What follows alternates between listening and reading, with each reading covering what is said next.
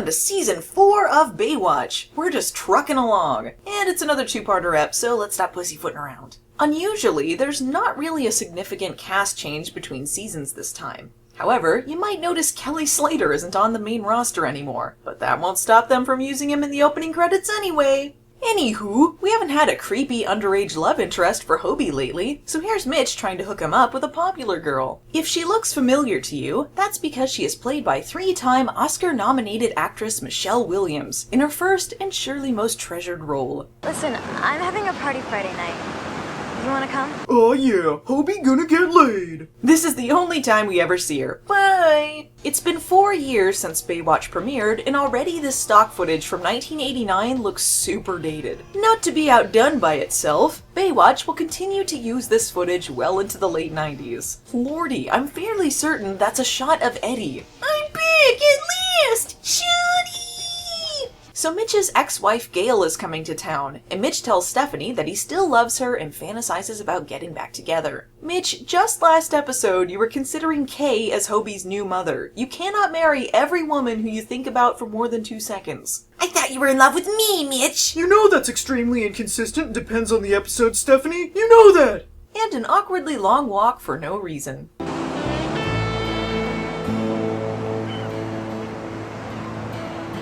Your mother's very upset.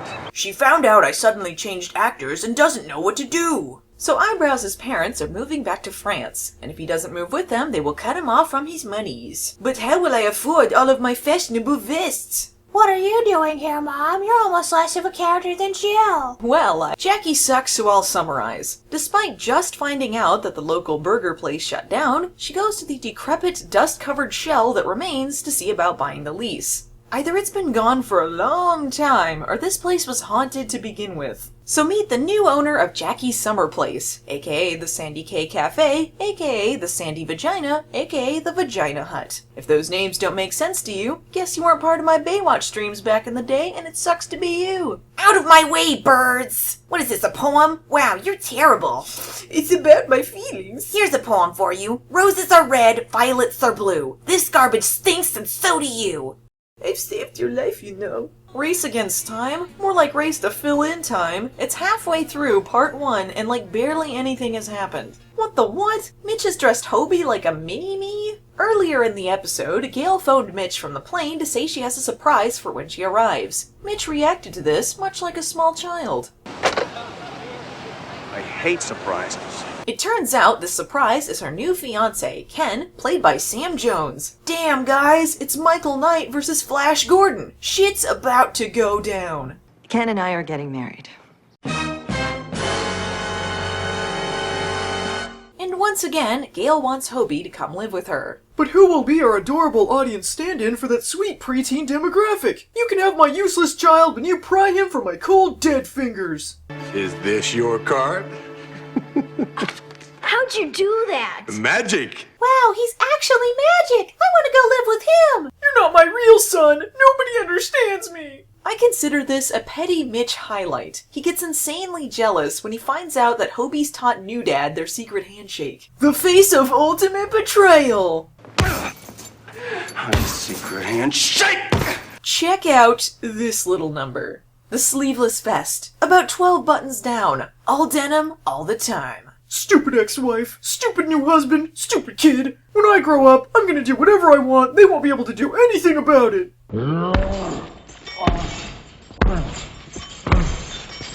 Here, have a bonding moment with Eyebrows and Summer. Couldn't stop thinking. Why? I never think when I can help it. Summer, what happened to your eyebrows? So Hobie is going on a trip to Mexico on new dad's plane. They leave in this obvious improv. So give me a little smile. About time to get this plot started, don't you think?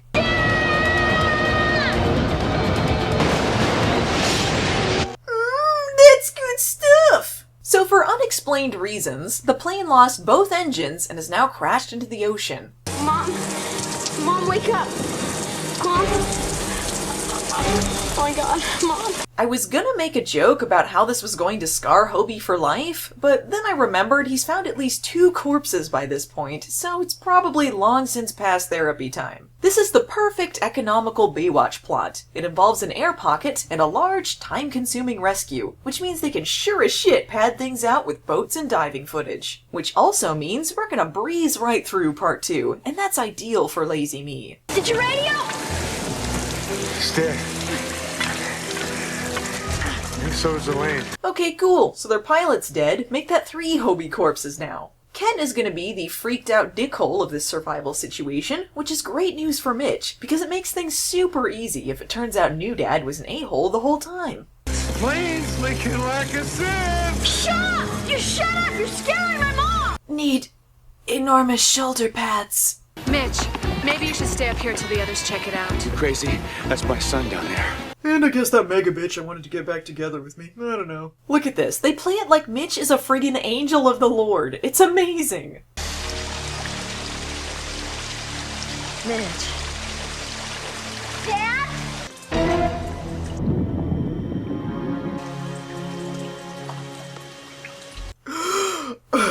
Hobie, I just want you to know this is entirely your fault. Luckily, they got a professional team that can keep their cool under pressure. Ellie, get out of here! I don't know what to do! It's okay, it's okay, it's okay! No, get up! Do I want to be an airplane or a lifeguard? I don't know. I think I need mouth-to-mouth resuscitation. Fine, but only in a really fake way in your creepy music video. You lost yourself in me. Now I lose myself in you. So fine. Who wins? I win. Suck it, Gale. Hobie's mine. Nice. Preparing to fit pads. O2 ready. Mask on. Half of this episode is just people announcing things that they're doing. Barely in the episode. Whining about Mom! Sounding board for Mitch's relationship problems. Being awesome. Being petty. Parental issues. Am I still in this episode? This episode brought to you by A&W Cream Soda. Well, she was without oxygen for too long and now she's completely brain dead. Hooray! Yeah. God damn. How many people did you tell about our handshakes, Hobie? Mitch, I was very wrong about Hobie. Can you ever forgive me? On one condition. That you promise to spend more time out here with us. Why don't you come to visit me sometimes? That's stupid. Meanwhile, Eyebrows decides to stay in America and stick it to his wiener dad. Stephanie volunteers to let him live with her and CJ. I see. Three's company? I know, right? Fixing up the vagina hut montage.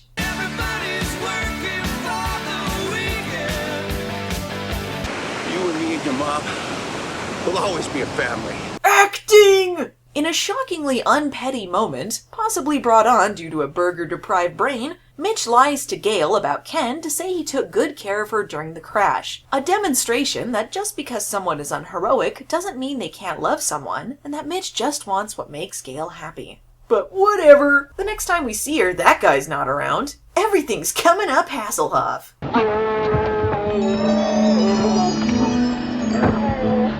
Next time on Baywatch, Hobie has a new underage love interest thanks to the Make-A-Wish Foundation. Also, Mitch and Jackie for some reason? Question mark?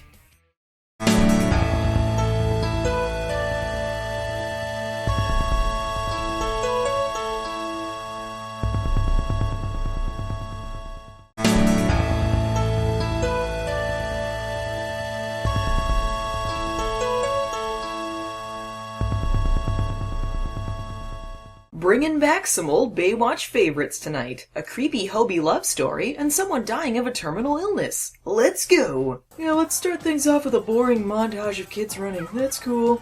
I just want to point out that David Hasselhoff hosted a Baywatch clip show where he claimed this was one of his favorite musical montages. After the I'm too sexy and Garner runs after a dog comically montages, you go with boring kids in a race? David Hasselhoff, you are a liar. So apparently Alexandra Paul was busy with something for a while, I don't know, but this show is super good at covering their bases. Yes, are you Lieutenant Holden? No, Stephanie had to leave town. She went to England to help with their guards, but I'm Summer. I have no questions. So Summer is leading a junior lifeguard training camp, and 1 year after she herself was a rookie, yeah sure, this seems like the character to be leading this. Hobie sees a hot girl he likes in class, and this other girl has a rude attitude. Don't drool, Buchanan.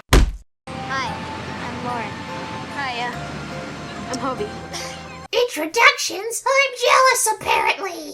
Speaking of romantic connections out of nowhere, apparently Mitch and Jackie are dating now? Well, I'm a saltwater junkie. What can I say? You don't really have to say anything. The face of a deeply uncomfortable woman. I'm sensing some reused footage from season 2.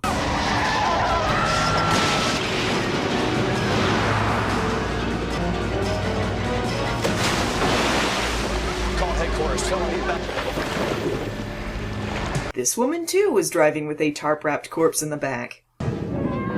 Breathing in water will help my chances of survival. I am so strong. There you go. The shot goes from a burger straight to an A&W cream soda product placement. Double whammy! Speaking of the Vagina Hut, did you know there was going to be a Baywatch restaurant in 1995? And there's also going to be a Baywatch restaurant. We're working on that right now. We're thinking of opening in New York first and then in Las Vegas as well. And there's going to be a fourth branch of government here in America known as Baywatch. I don't think people realize that. I found another clip from 1998 where David Hasselhoff said they finally got the funding to do it, but I can't find any evidence that it ever actually happened. I did, however, find out that as recently as 2011, a decade past the show's cancellation, there was a Baywatch-themed restaurant in Malaysia. That's how much of a powerhouse this show was, people. What a time to be alive. Also, a Baywatch live show with magic? It'll, involve magic and... Magic? What does magic have to do with lifeguards? Jackie is worried about keeping the fire going with Mitch. And I mean, they've gone out on 4 or 5 dates. It's understandable that some of the spark has gone out of the relationship. She asked CJ for some advice on the matter. Well, you definitely come to the right person. Romance are us. Romance are us? Isn't your shtick that all of your dates turn out to be scumbags or diamond smugglers? Meanwhile, the fire is just beginning in this relationship with Hobie and his flavor of the week. He expresses his interest by squinting vaguely into the distance. No matter what it takes, he's gonna bring down the competition. Don't worry, I'll save you from these wannabes.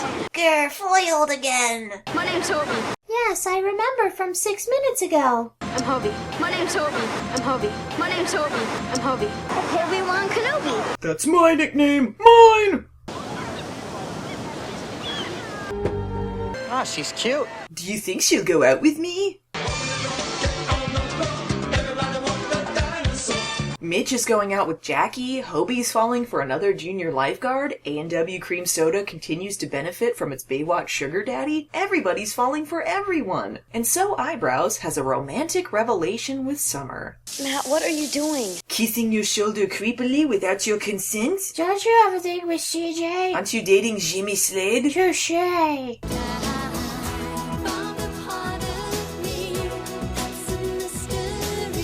So it turns out, Hobie's new girlfriend is there via the Make-A-Wish Foundation, and she has less than a year to live. She doesn't want to be treated any differently, so she's kept her illness secret from the rest of the class. That doesn't excuse Baywatch headquarters from gross negligence, however, because they have full knowledge of her condition and still let her exhaust herself and nearly drown during a training exercise. Obi-Wan.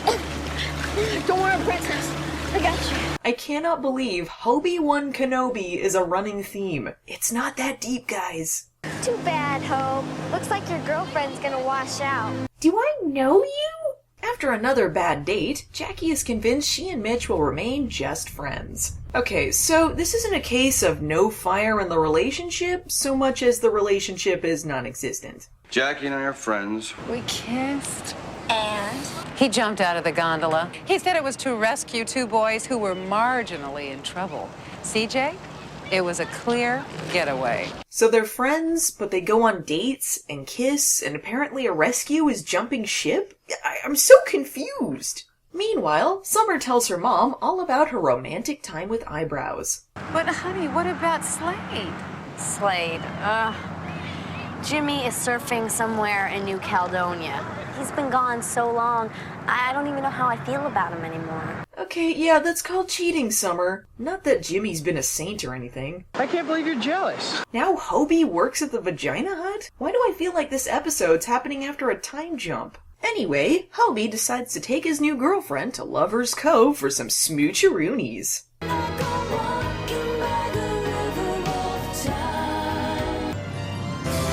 Nope!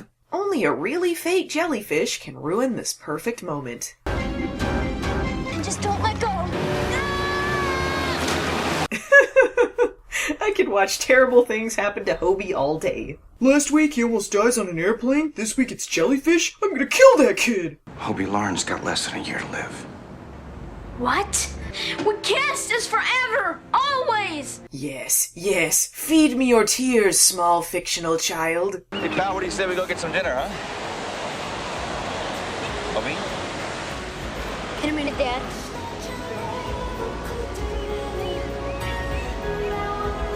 I guess that goes to show you, you should always live life like it's your last day. Does that mean that we're a couple now? Shut up, Jackie! I told you we're just friends!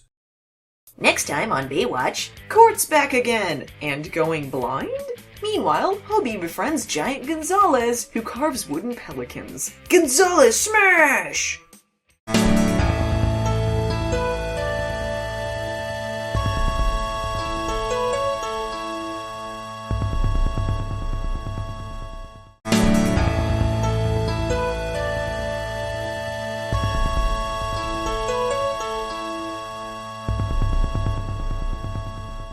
You know those Baywatch episodes where when you describe the plot, it sounds like some fever dream you had? This is one of those. Apparently, if you want to see a hilariously bad Baywatch episode, you gotta look for ones directed by show creator Douglas Schwartz, because lordy, he's headed some stunningly fabulous turds. So anyway, some bemulleted loser who's high out of his gourd has decided to act very poorly on the beach.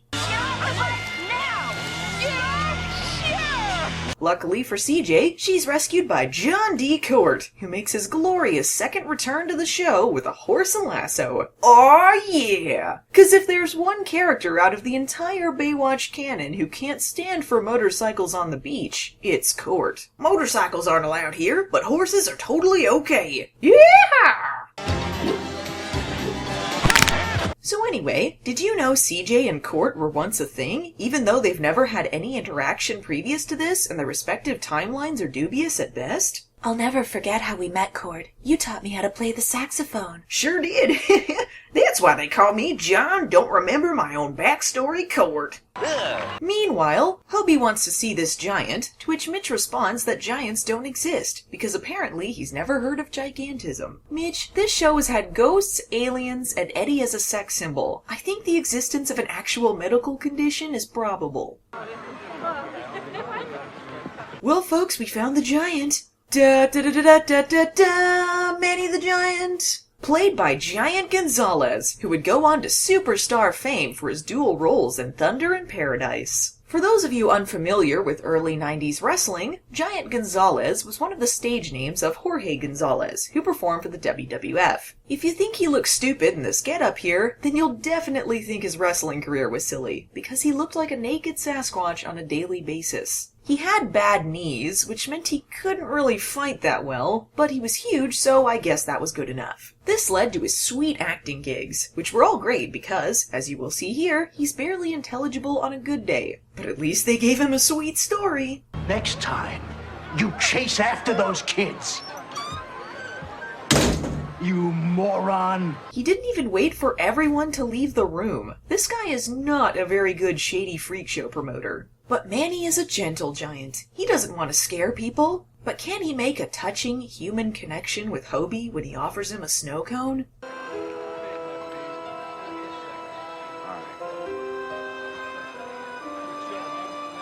Giant Gonzalez really gets to stretch his acting capabilities by playing a man forced into the role of a brute because of his looks, stuffed into a ridiculous, ape-like muscle suit, and abused by a greedy promoter, something which he would know nothing about. No, there's nothing we can do. He's got a permit.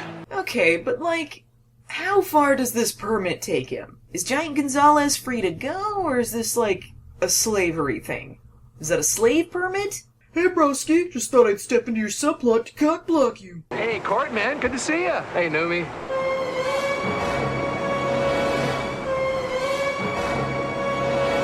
Warm guy. Insulting Numi? That's a fighting gesture. But is he really? Or is this ominous foreshadowing? Question episode, and this is totally legit. Is he supposed to literally be like a Bigfoot? Is he part man, part ape? Some sort of genetic experiment? What is this? What? If I hold them still, can you cut the plastic? Okay, somehow he got less comprehensible. I'm Manny. Your friend were afraid. Where were you? So what stupid and oddly specific hobby can we give this weirdo? Let's see, carving wooden pelicans? Perfect! His abusive boss calls him back home because, I don't know, they're roommates? And yells at him some more about how he's not scary enough. Manny's got dem old big dog blues. Pelicans. Always pelicans. You stupid pelican man. I just want to give a huge thank you to the actor for saying this god-awful line with so much conviction.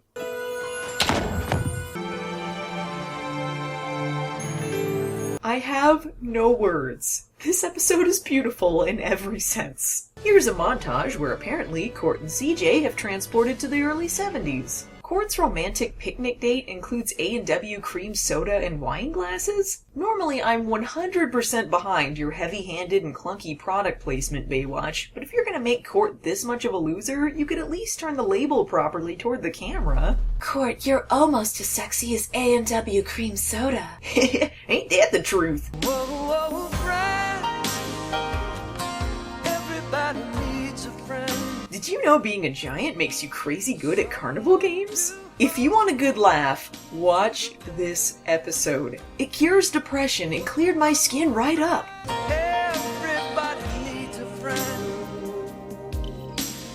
Even the Pelican Man. Wait, did they fucking write a song for this episode about a pelican man?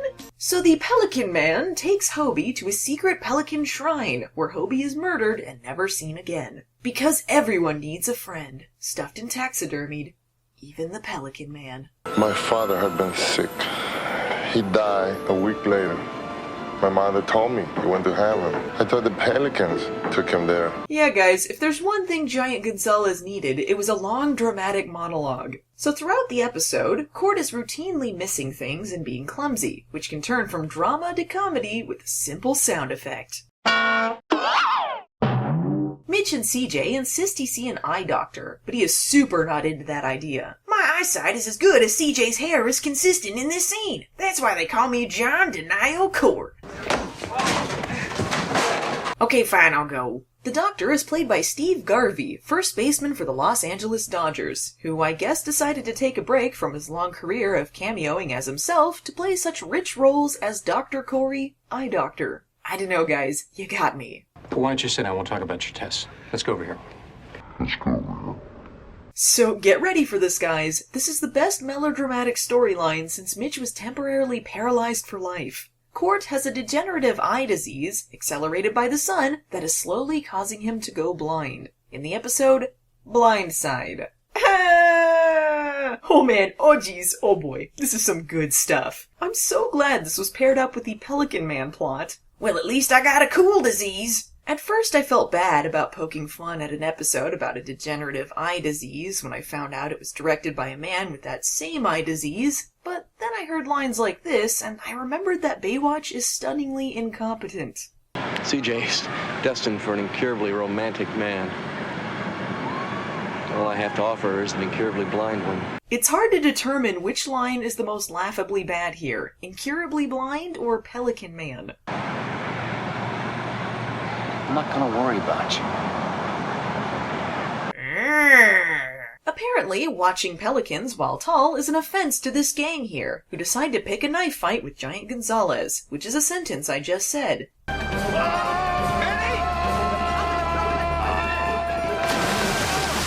My giant save! Court can suck it. This one-episode romance sure meant something, but you're a main character and I'm not anymore, so I think we all know how this is gonna go. That's why they call me John. Didn't win an Emmy for this episode, Court. Anywho, Giant Gonzalez starts up a business selling his pelican carvings as the Pelican Man, a business and character which will never be seen on screen again. I'm glad Hobie finally found a friend. So how did Valdez take the news that you're not working for him anymore? Manny sat on him while he told him.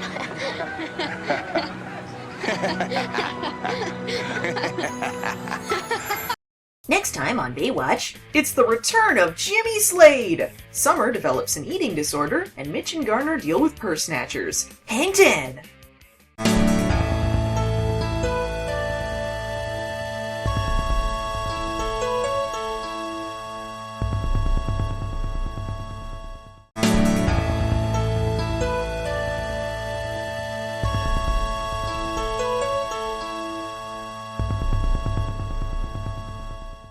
Last week was Court, now we've got the return of Jimmy Slade? You spoil me, Baywatch! They must have been really hard up for ratings to be bringing in the big guns like this. But before we get to the fun, apparently they cast someone with even worse acting skills to try and make Kelly Slater look better in comparison. The sun looks more beautiful in your eyes than it does in the sky.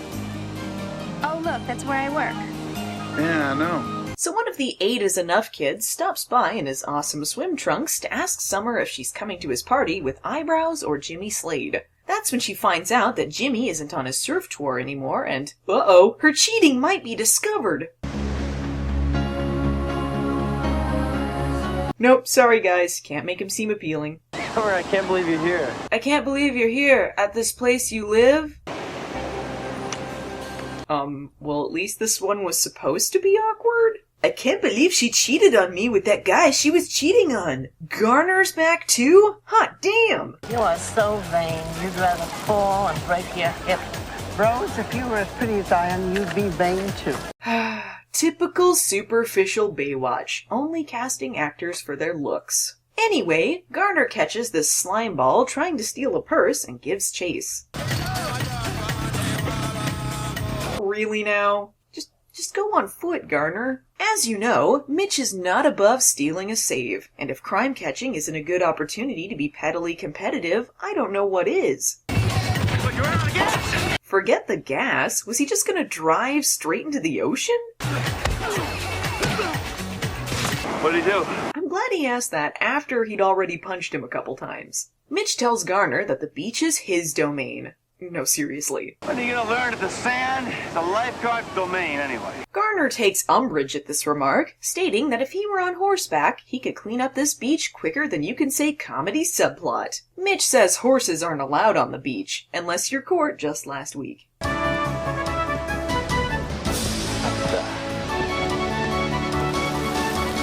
Okay, episode over. It can't top this. Go home. Haha! Shit joke! Kojak, huh? Kelly Savalas never did that. Look, I'm no expert, but I'm fairly certain Kojak had to shit sometime. And why does CJ have to clean it up? In case you're curious about the skywriter of the title, it's a small subplot involving CJ and her latest conquest, a hot air balloon pilot who can't take the hint that she's not interested anymore. Much like the audience, she thinks he's deeply uninteresting. Meanwhile, Eyebrows is mad at Summer for not telling Slade they're together now. Look, I don't feel sorry for anyone in this mess of a love triangle. Eyebrows is mad because she's keeping their cheating a secret, even though he initiated this knowing she was still in a relationship. Summer is torn between Captain Cardboard and Sacra Dumbass because apparently 4 months was too long of a wait for true love, and Slade was so stupid he barely knew if they were in a relationship or just buds at any given moment. Slade, while you were gone, Summer, she and Matt, they've been going out. Oh no, how do I feel about this? What, is he a cave goblin? What was I supposed to do? Wait, like I did. Wait? Is that what you did? Wait? Yeah, that's what I did. You know, you don't know how many times people came up to me with these surfing magazines, with pictures of you winning these tournaments, surrounded by girls in little thong bikinis.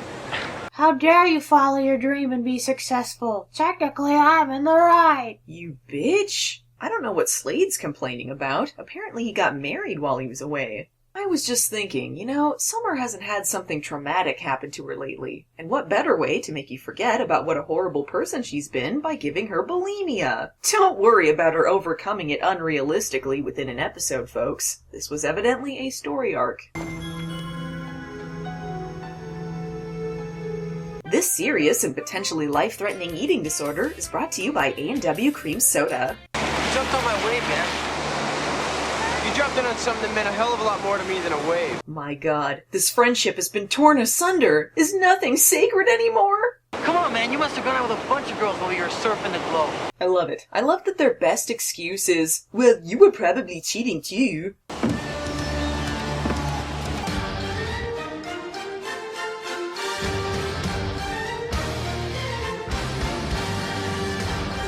You okay, Slade? Yeah. I'm sorry, man. The wave just knocked me over. Yeah, that's what happened. In a scene rife with sexual tension, the two buds make up, and Eyebrows tells Jimmy he should get back together with Summer. They go from trying to kill each other to being best pals within the span of a minute. This is a whirlwind of emotions you're throwing at us all at once, Baywatch. Jimmy rightfully says that maybe Summer should be involved with this, but Eyebrows offers his own brand of douchery by suggesting some sort of sports competition to decide between the two of them. Women are basically objects, right? I have a concussion? Oh, Jimmy, you are my best friend! I can't bear to be up here without you. Aha, perhaps doing a fake-out suicide attempt will win your love! Jeez, I haven't seen a rom-com premise this unpleasant since Mr. Wrong. Inspired by this bit of jovial fake suicide, this is the plot, I'm not joking, Eyebrows and Slade decide to do an air balloon bungee jump to determine who gets Summer. She'd be better off dating one of those Twinkies she was binge-eating. Sometimes I wish that they would just decide it among themselves and then just let me know. Wow, good call on our part. Oh man, this is hilarious. This is like Slade's third traumatic injury in a 6-episode run. That's a 50% failure rate. Jimmy, my love! Jeez, even his coughing's underwhelming.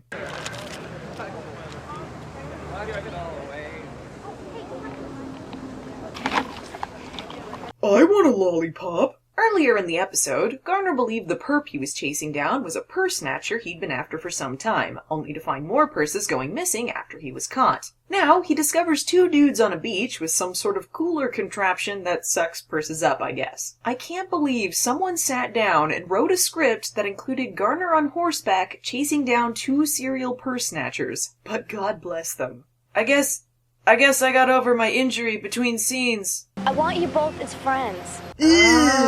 What a cop-out. Next time on Baywatch, Mitch is held hostage by an escaped convict. Meanwhile, Summer, Slade, and Eyebrows take on a giant octopus. Break a leg.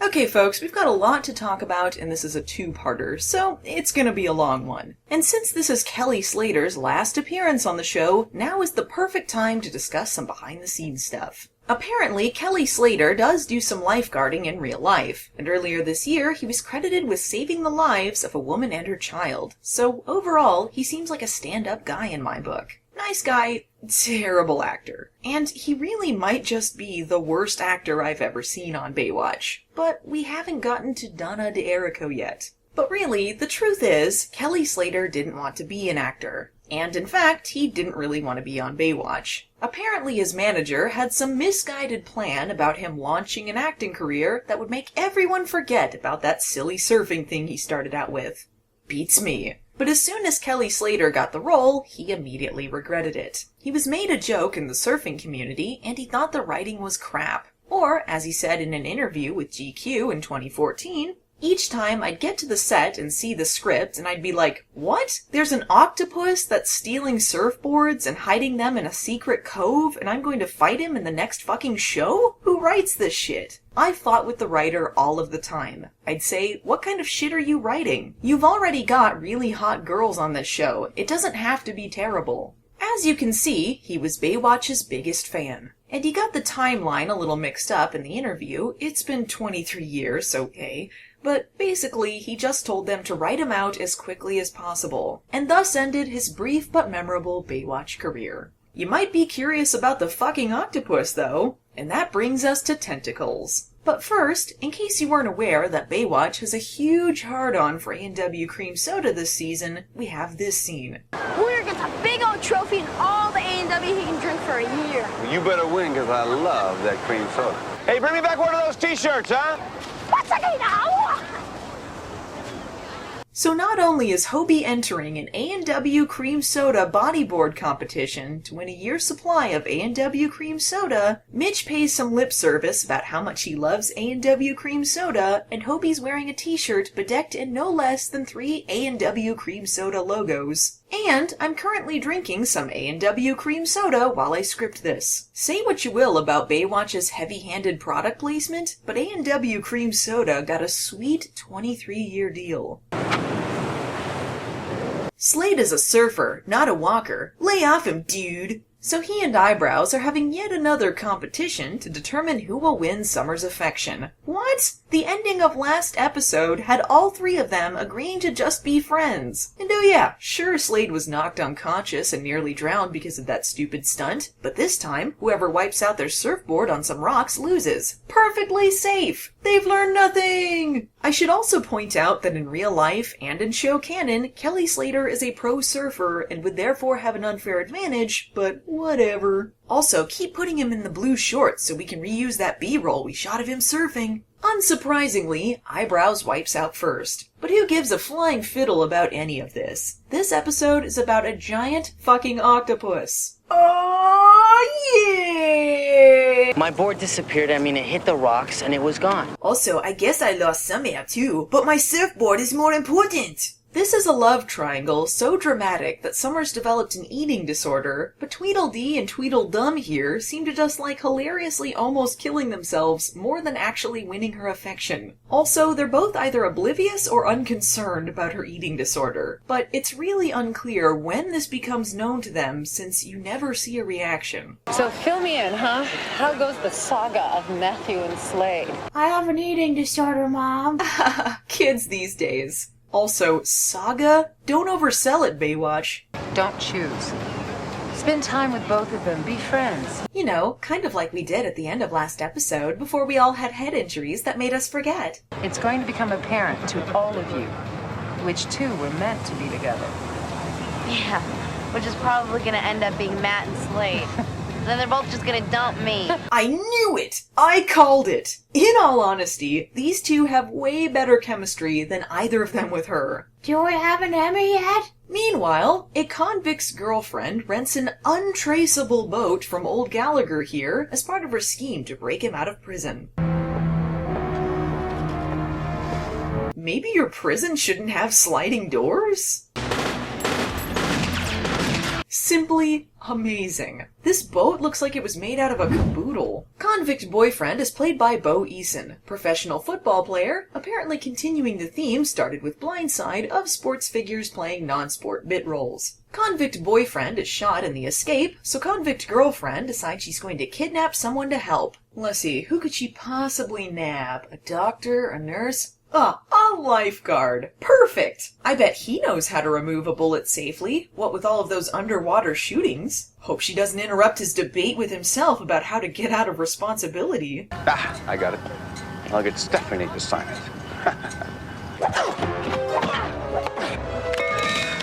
There are no burgers in here! How will I survive? I got a son. His name is Hobie. He's 12 years old. He's in an A&W Cream Soda bodyboard competition right now. If I don't live through this, I'll never get to drink that year's supply of A&W Cream Soda. 2 years after you de-aged him, he's still 12, huh? Mitch Buchanan. Lifeguard, Navy SEAL, architect, surgeon? believe it. Meanwhile, after hearing from Mitch that the place Eyebrows' surfboard disappeared in is known as the Surfboard Graveyard, Eyebrows, Slade, and Summer decide to go exploring the underwater cave. You know, as buds. Time to go find this surfboard-stealing giant octopus. Wow! This storyline is crap. I'd like to be under the sea in an octopus's garden in the shade.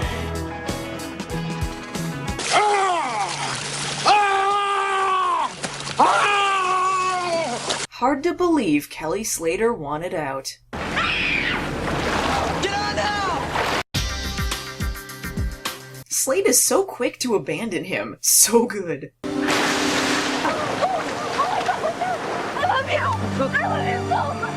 But I was a hero. Please write me out of this show. So Slade finally decides that enough is enough. He's gonna drive his van to Hawaii. He can escape his abusive dad anywhere, or whatever his backstory was. And he went to live in a van down by the river.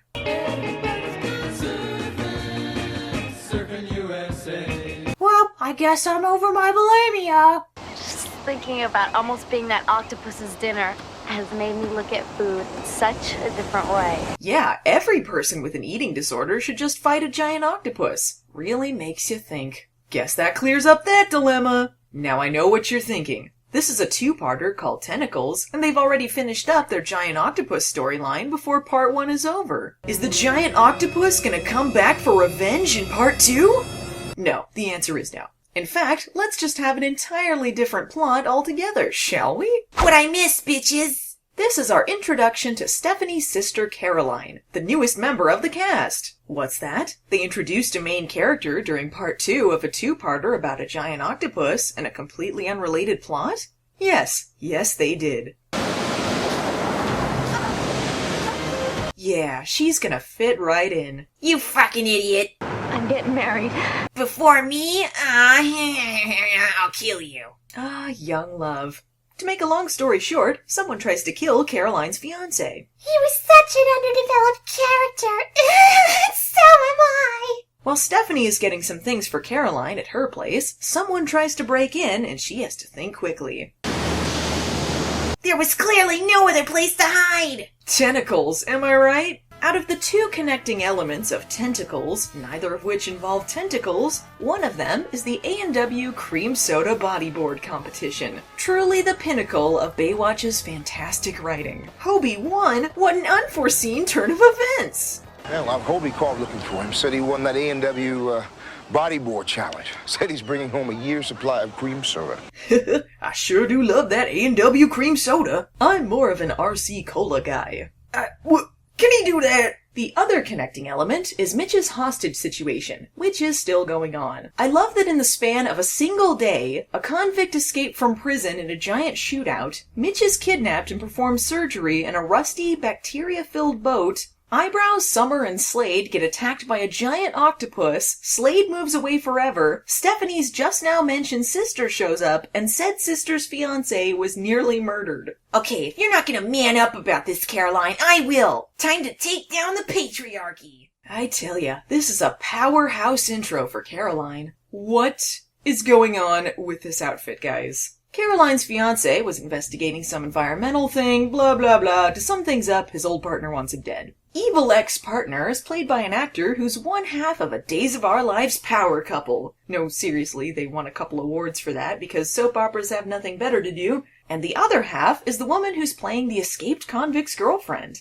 They don't have any scenes together or anything, just thought that was an interesting fact. And I was able to convince him right then that with his environmental fervor and my legal expertise,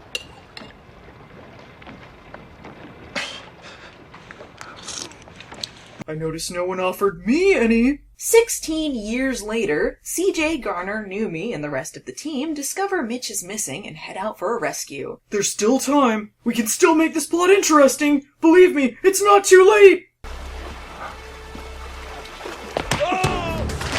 Okay, that guy didn't even have anything to do with this. My unsave! Don't think Mitch is above punching a woman and attacking someone suffering a severe gunshot wound, because he totally isn't. Did you see that, audience? We need to somehow connect Mitch's kidnap plot with Stephanie's sister's fiancé's attempted murder plot. But how? Mitch, are you alright? Yeah, fine. We gotta get him to a hospital, though. Headquarters just got a panic call from Stephanie's sister.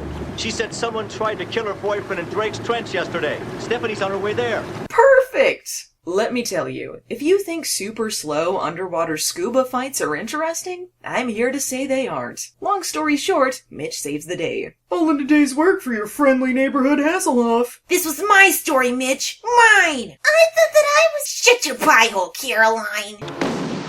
Unless you want to come to a dead stop, turn off your engines now!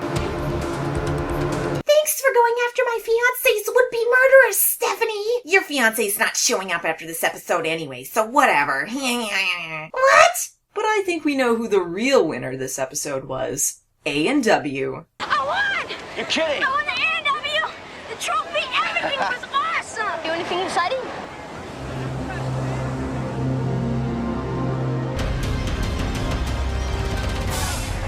Nah. That was a gag good enough to repeat. Thanks, Baywatch. Next time on Baywatch, Mitch fails a save and feels super guilty about it. Meanwhile, depression. Boo-hoo!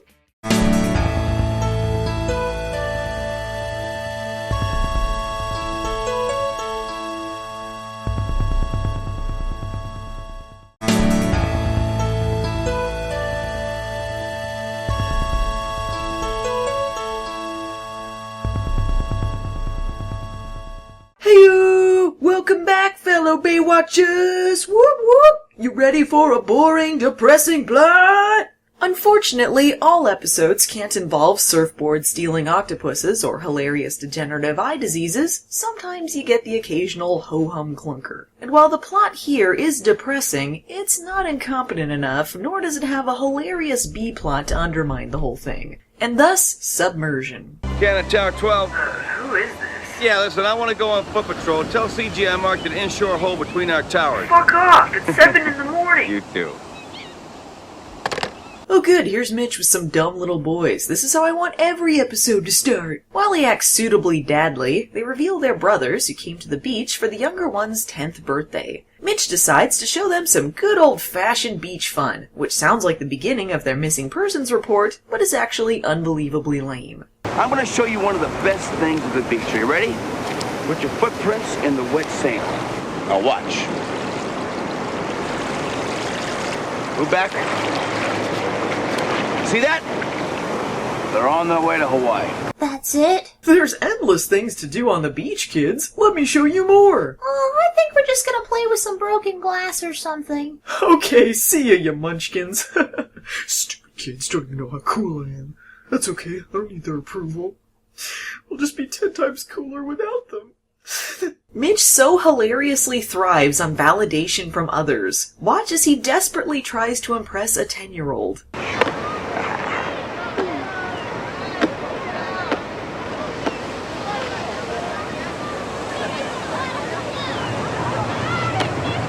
How'd you learn how to do that? Through the magic of editing, idiot. I'm sure Baywatch assumes this back and forth between Mitch and some stranger's kids is heartwarming, but the word they're looking for is boring with a slice of creepy. Luckily for me, I'm awoken from my coma when Mitch is distracted and the children are put in mortal danger.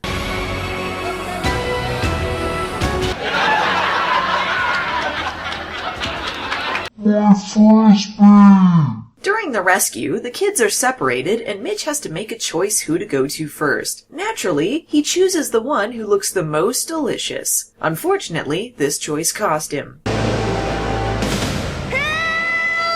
Man, these shots will look good during my guilt montage later. I hated that stupid foot in the sand thing! Now I don't know if I want to save you from drowning. Wait, so CJ just swims completely past the other kid? Man, they suck. It sure is looking really cool today, huh, Mitch? Where is it? Mommy! Where is it? Where is it? It was the day before his retirement! Another job well done by our Baywatch crew. Oh, I mean, look, I'm sure he's perfectly fine. I can't believe this happened with our crack team behind his rescue. Attaching defibrillator. Okay, I know this is tragic and all, but I gotta point out that this really is entirely the fault of Mitch and the Baywatch team. Firstly, Mitch knew there were 2 kids and should have called for backup. But no, he's got a hot dog it as usual, which is fitting since he's kind of shaped like a hot dog. Secondly, this was the same area he reported as having an inshore hole earlier and clearly marked for CJ to patrol, so when she was off helping someone, there should have been a second lifeguard at her tower to watch this area on this crowded beach. This is the same team that decided to call in every lifeguard and their mother to rescue a paper bag. I guess what I'm saying is, our heroes are terrible lifeguards and should be sued to oblivion. You weren't having a dumb kid plot without me, were you, Dad? Come here, son. Let me strangle you softly.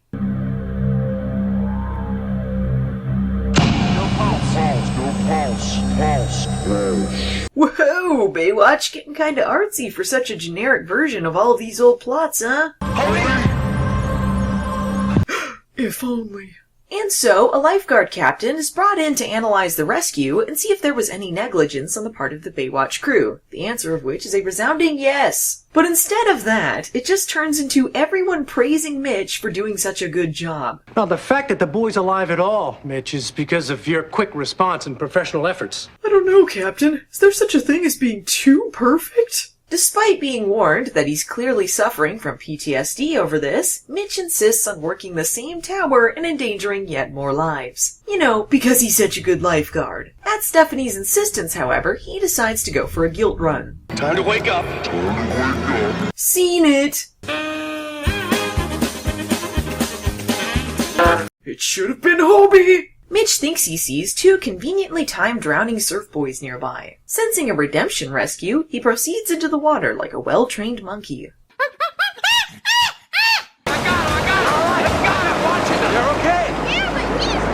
He's projecting onto us 2 similar boys because of his failed rescue attempt and feelings of guilt. It's a narrative device, Mitch. I know what it is, Noomy! Looking to alleviate his guilt and mend things with the boy's mother, who rightfully blames him for the drowning, Mitch gives her a gift for the boy's birthday. It's my son's lucky marble. Okay, I lied. I bought this at a gas station on the way.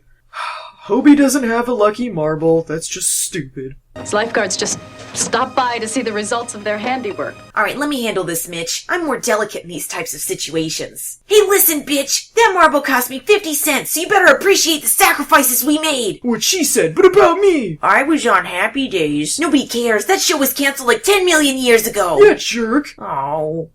Look.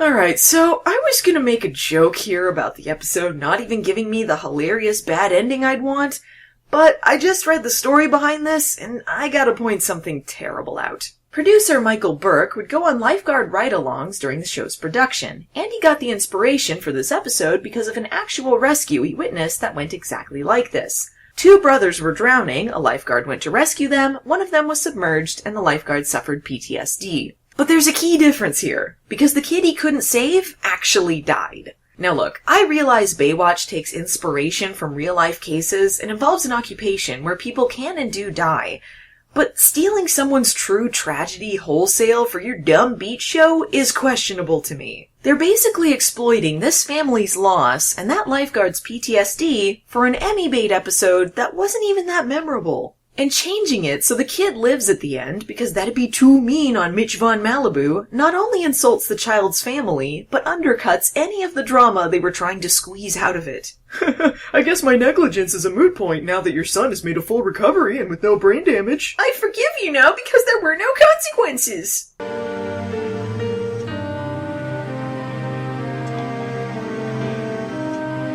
Arm wrestling competition! Next time on Baywatch, Baywatch gets Zen. Meanwhile, does Mitch have what it takes to win the Ironman competition and have a birthday? Make a wish!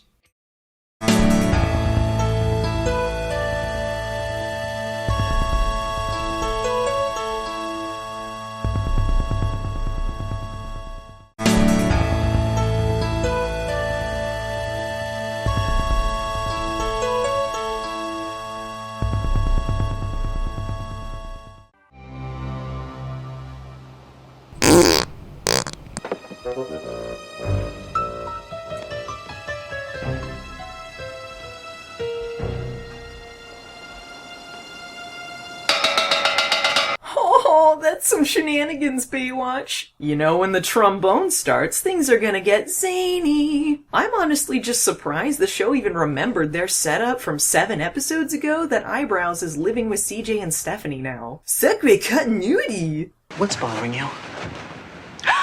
What? Is CJ supposed to be shy now? He's getting more coverage than the rookie Speedo. And did they forget they were a thing at one point? Which had nothing to do with the actors dating at the time. It's about respect for our relationship as roommates.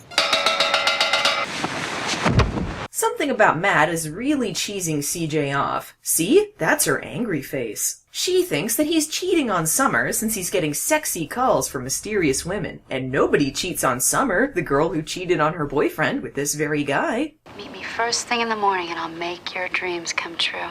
Instead of actually explaining away what I'm sure is a clever mislead, he instead races out of the room and acts like an idiot as usual. Whee! But get ready for the twist, folks. He's actually buying a motorcycle. There's just one problem with this motorcycle deal. Eyebrows ain't got no money. I want to give you $5,000 and buy it. All right? But I don't have $5,000 in cash. The owner would take checks. I already told you that. No, you don't understand. I don't have $5,000, period. Then why did you make the offer? This isn't how you haggle, Eyebrows. You don't immediately suggest way more than you can pay. I'll pay you $1 million.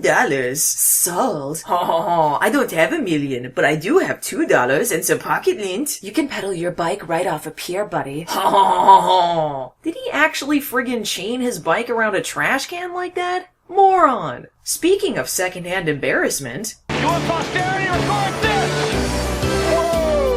Whoa, Mitch, that ass. Don't turn your gaze away, audience. Look into the eye of the storm. This is what I've dedicated years of my life to. Slowly, we will descend into madness together.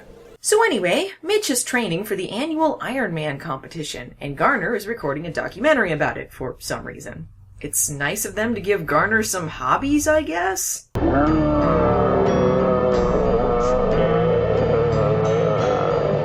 I can't really tell if they're trying to say Mitch has won the Ironman competition before, but I wouldn't put it past the show. After all, he is the best former Navy SEAL turned architect turned lifeguard who ever lived. All I know is that he's eligible for the senior division, but is insisting on entering against the 20-year-olds in a desperate bid to prove he's not old, which is pretty much the case on this show in general. I call it a heroic display of inspiration, perspiration, and desperation.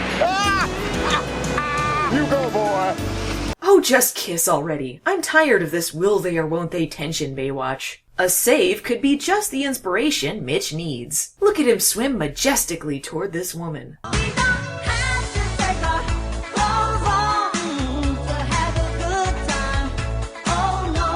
Let me just rest my head on your butt, and we're off. Once they're back at Baywatch headquarters, the woman introduces herself as Destiny and says she's indebted to him for saving her life. And whoa, Destiny's all new agey and weird. You have a very sensual aura. Oh, I like to listen to your, No, I can feel it in my fingertips. Nice attempt at a chuckle, Baywatch, but it needed more trombone. But man, she's got some kooky ideas. Well, I don't believe in birthdays. Yeah, birthdays are fake, like the concept of time and the moon landing. Oh, well, I can't wait to read the incident report.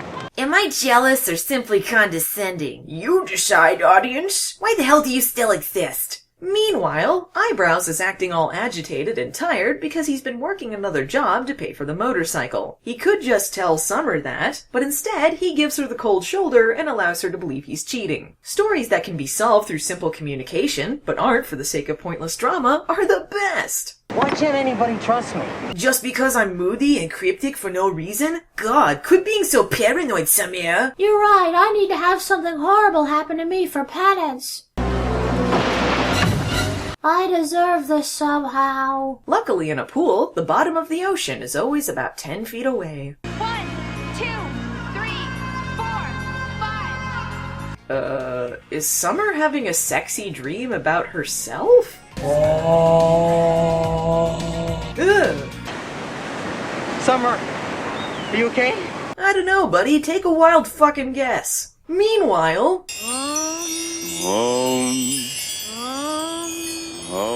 What is this nonsense? In order order to relax and become one with his inner self or some other bullshit, Mitch goes to Destiny's body rejuvenation class at the Institute for Inner Awareness. And by class and institute, I mean a hill somewhere where she hangs him upside down and rubs her head against his armpit. I feel rejuvenated already! So now's the perfect time to get into the super important character of Destiny. You might have thought she was a dumb one-off comic relief character, but think again, friendo! Apparently, Baywatch was so enamored with this character that not only does she appear in another episode a year later, but she becomes a main character on the first season of Baywatch Nights. We're talking opening credits real estate, people. You might be asking, but why is a hippy-dippy new age chick a character on Baywatch's detective spin-off? Well, I guess the creative team had that same question, so they retooled her into a hippy-dippy new age psychic. I gotta remind you that this was during the season that was supposed to take place in the real world, by the way.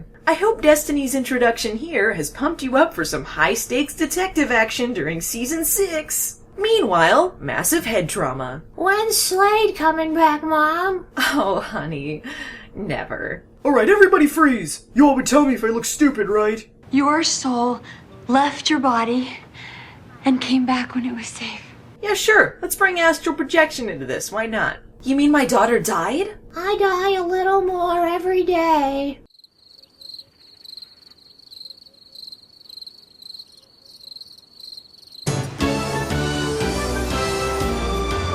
But who cares about Summer? Mitch has a competition to win. He's got bigger problems, like bullies half his age. Better take the senior route this year, Buchanan. No, Hummer, I'm coming after you. Enter the open, and that's exactly where you'll come in, after me. Ooh, burn! Quit bullying me! Like, who is this kid, seriously? Do he and Mitch have a history or something? Is he in Hobie's class? Up your nose with a rubber hose, Buchanan! It's on like Donkey Kong!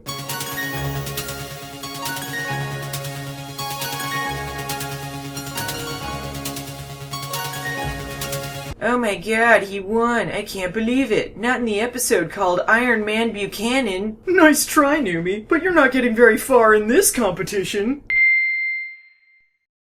Just to recap, in this episode, Mitch is having a documentary made about him by his #1 fan Garner. He rescues a beautiful young woman, who in turn clings to him and uses her sexy, new-agey energy to help him win the Ironman competition over his much younger competitors, goes back to headquarters where everyone is holding a surprise birthday party because of how awesome he is, a party which his son is not invited to, present him with a lifeguard-themed birthday cake in front of an A&W cream soda machine and on a table covered with A&W cream soda, and at no point is a conflict ever provided. David Hasselhoff massages his chest hair sensually as he reads the script. The birthday banner is in the room font. Wait, why the hell is the floor covered in sand? And why did they leave Mitch to clean up his own surprise birthday party? Don't ever let anybody tell you that you're over the hill. Okay, but seriously, why is everyone bending over backwards to suck Mitch's dick today? Never have I seen an episode so devoid of an actual problem. But maybe this extra twist in the eyebrows motorcycle plot is something.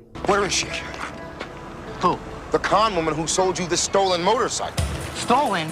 She just took off with all of Matt's money. Look, she couldn't have gotten too far. Hopefully we'll get your money back.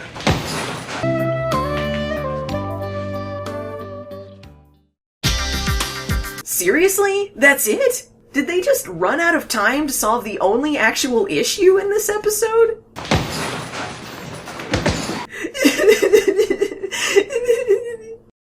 Next time on Baywatch, another Latino street gang. Meanwhile, CJ falls for a magician. Abracadabra!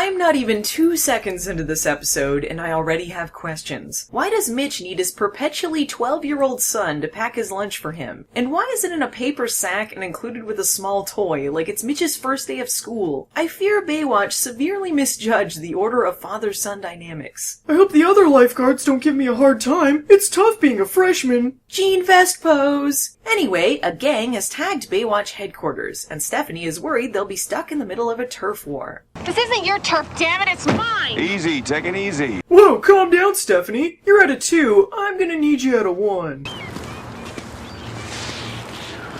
Something tells me those are the ones who should be doing this. That's something being my inner racist. So while Numi's on vacation, Mitch hired a replacement from out of town who he wants to pair up with Stephanie because he's the old maid police.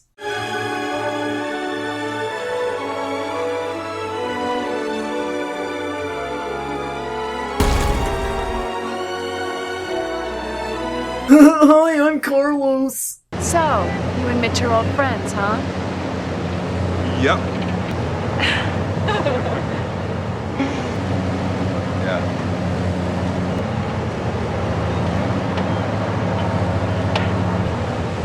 Yep. Meanwhile, Hobie has become quite the enterprising young man as he exploits his A&W cream soda bodyboard competition prize by selling it off for some quick cash. Alright, step right up, get an ice cold A&W! Little does he know, that makes him a magnet for Latino street gangs. Is that little boy with A&W cream soda? A&W is delicious. Get him! See it, Holmes?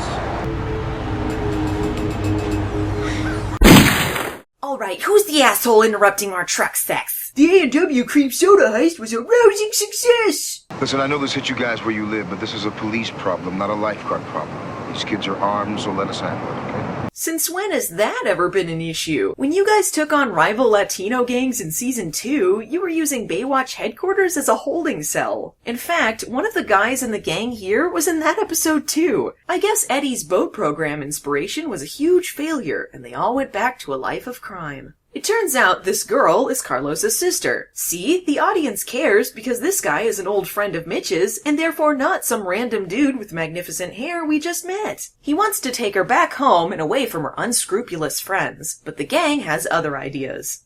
You think I'm afraid of you? What? Because you're a lifeguard? Ooh, not a lifeguard, the scariest of all professions. I'm not scared of you either. Stay away from her.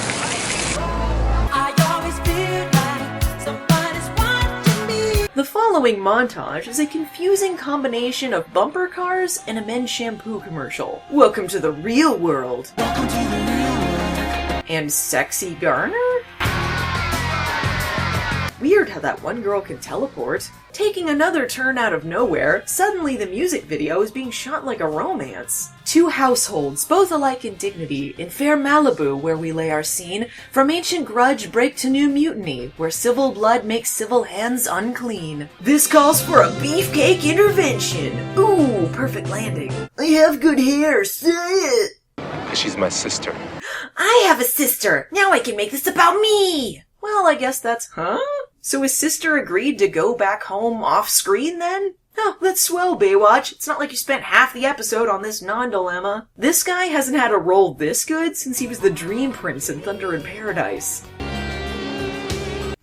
At least now he can return to the sea. Beefy McDreamboat reveals he feels guilty about his sister because he too used to be in a gang. As he says, it's kinda hard to be a saint growing up in the city. But things were a whole lot different back in his day. But the biggest difference is when we had a beef, we settled things with our fists. Now they use guns. Whoa there, Baywatch. Are you trying to claim that there was no gun violence in late 70s/early 80s city gangs? But look, the gang stuff isn't important. What is important is that Stephanie thinks Captain Hare looks totally hot. Aw, yeah, dip me like one of your French girls. Okay. Oh, I guarantee you, the show will be exactly the same without Carlos next week. Meanwhile, CJ is being charmed by a local beach magician, the Great Morani. It's a pleasure to meet you, CJ. You know what they say about a bird in the hand? It's worth two in the tower.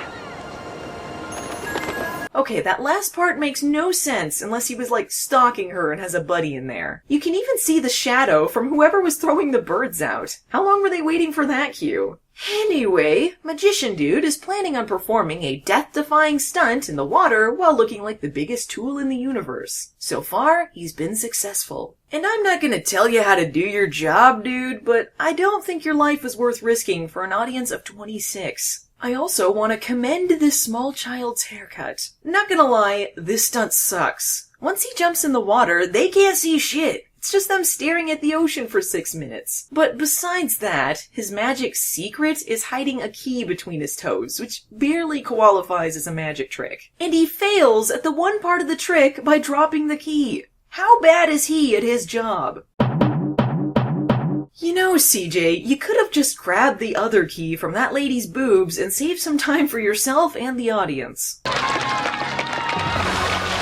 They didn't notice the Soul lifeguard take off and jump in after him? Bullshit. Hey, get back here! Damn it, Chippy, this is why you don't belong on land. Haha, now you'll never be able to get off your tower. Don't! Carlos was right. This would never happen if it weren't for guns.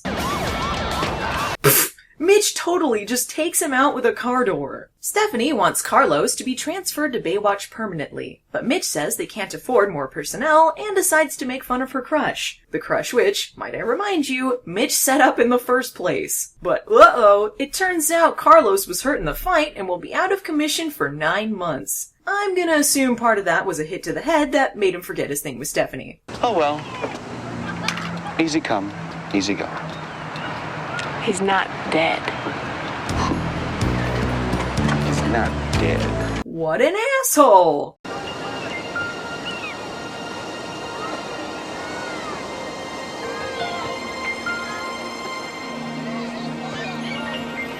What?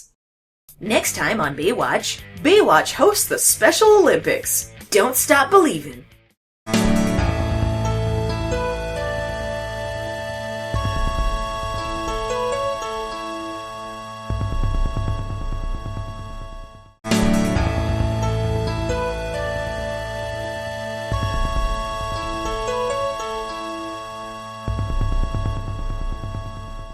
Over the course of 11 years, Baywatch covers a lot of sensitive topics. As we've already discussed, they've tackled such things as mental illness, rape, and their favorite, cancer. Now, there's a difference between a fictional take on a serious topic and that topic in real life, but sometimes the line can be blurred. Case in point, this episode is about the Special Olympics.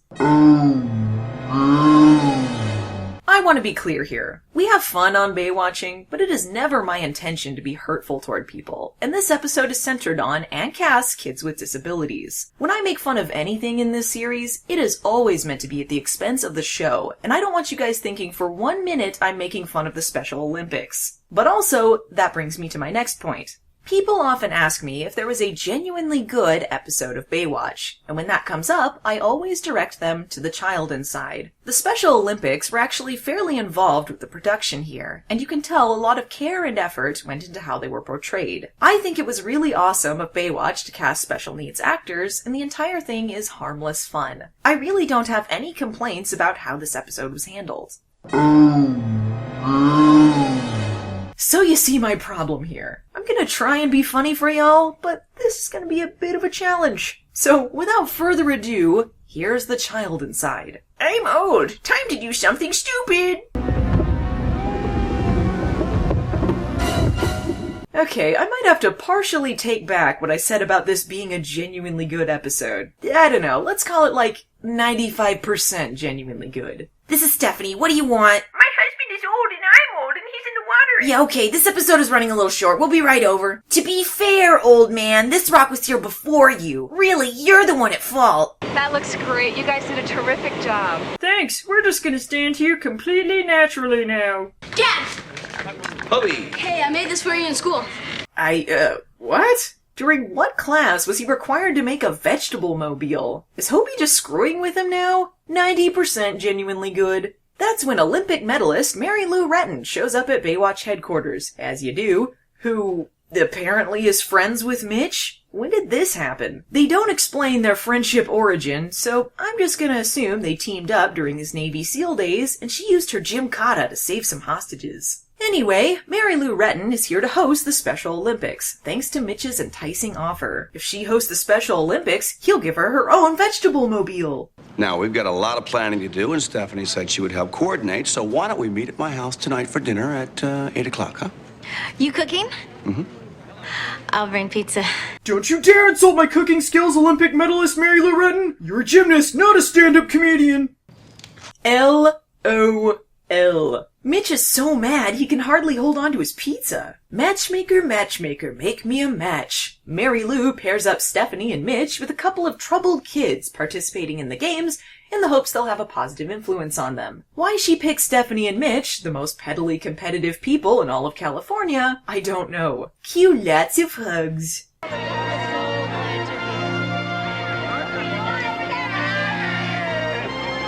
Look at the height difference between David Hasselhoff and Mary Lou Retton. I feel like I'm watching an episode of Police Squad. Good God, man, why are you strangling her? I don't have a partner. Is it okay if I'm your partner? Yeah, sure. Everyone gets a nice training montage and it's very sweet. But also, Hasselhoff has got to cheese it up with one of his songs. If we all just stick together, one for all for one. What, was this left over from his Ring of the Musketeers movie? Special Olympics training? More like Mary Lou Retton shows off in front of a bunch of kids. So Mitch is paired up with a young man named Darnell, who has abandonment issues and takes the competition too seriously. To show that he's proud of him no matter what, Mitch gives him a friendship bracelet. Presumably now they'll start a relationship and talk basketball by the fireplace. This is a friendship bracelet. Mary Lou mentions that Darnell pushed a boy over during training, and now she has to decide if he's disqualified or not. Mitch counters with this argument. I know Darnell's a little too aggressive, but it's only because he wants to win so badly. Oh, well, that changes everything, Mitchmeister. I guess he sees a lot of himself in the kid. Meanwhile, Stephanie is paired up with Sammy, a little girl who lacks self-confidence. Keep running. I gotta prove to Mitch that I'm a way better mentor than him. Hey, where you going, champ? We still got more running to do. Mary Lou invites Darnell's father to watch the competition. But can such a broken relationship be mended? Because we believe in him. So what are you saying? That I don't believe in him? That I never have? Is that what you're saying? Well, you're right. I'm out. This is all your fault, Olympic medalist Mary Lou Retton. I know your parents left you. Same thing happened to me. Who took care of you? I went to live with my grandmother. I guess I became my own best friend. Whoa, what's this Stephanie was abandoned by her parents backstory out of nowhere? And why is she acting like her sister doesn't exist? Is she making this up to try and one-up Sammy's tragic backstory? You think that's bad? I was left in a box in an alley and basically raised by wolves. There's a little child inside all of us. And that little child needs to be taken care of. She didn't get hugged a lot when she was a little girl. But you can hug her all the time now. Metaphor hugs are way better than real hugs. For the child inside, like the torch and never look behind.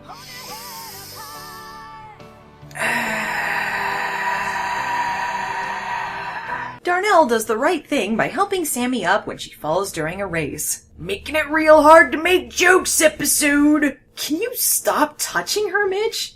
You come here to watch your kid? Yes.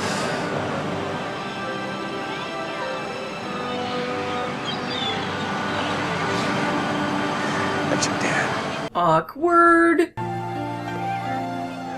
It's just so emotional.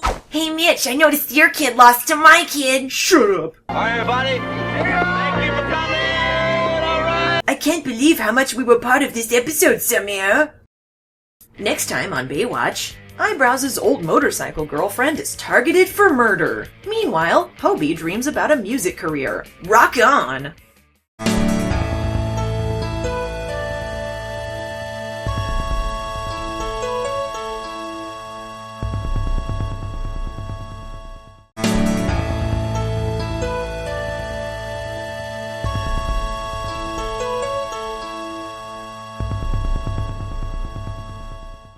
Remember how a few episodes back, Eyebrows got his money swindled by a con woman, and then they just decided to not conclude that plot because they wasted so much time kissing Mitch's ass? Well, if you're waiting for any sort of follow-up here, it isn't coming. No, what they decided really needed a continuation was the episode Point Doom from last season, where Eyebrows had a torrid relationship with a motorcycle babe that involved suggestive pool playing. Speaking of joyous reunions, we have the return of the Wave Runner TM!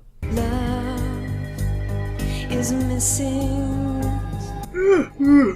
Catchy ad song, my dudes. Anyway, motorcycle babe Jessie has moved on from motorcycle babing to being an aspiring model.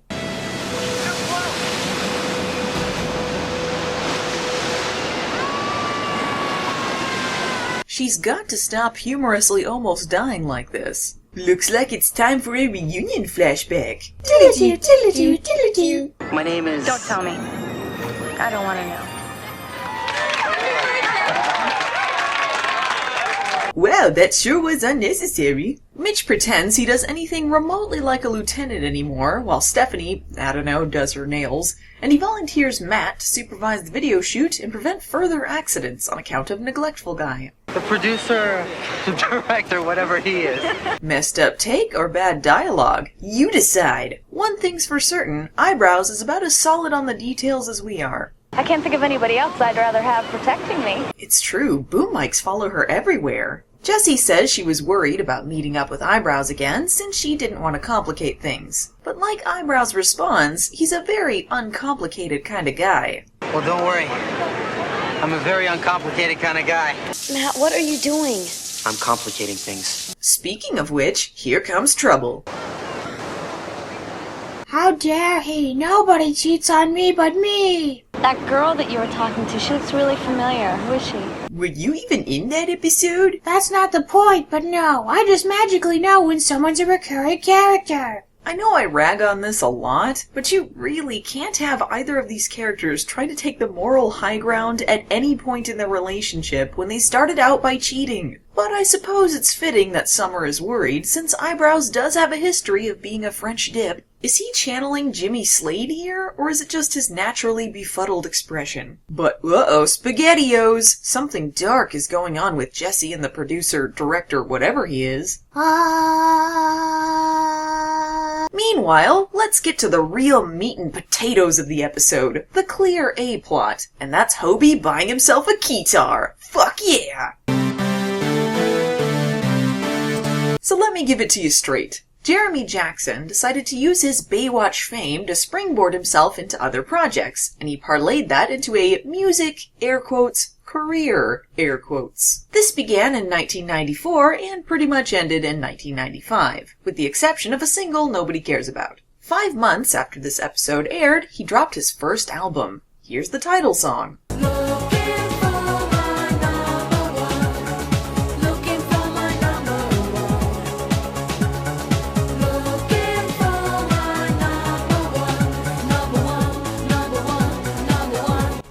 Well, 1 is the loneliest number. So I guess they decided to incorporate this very briefly with his character. I'm not sure if this was meant to promote his stuff, since they don't actually include any of his songs here. All I know is this was a delightfully terrible idea. What happened to the skateboard? Oh, they were all out. Oh, I got something for you too. Hold on. It's used, but it sounds great.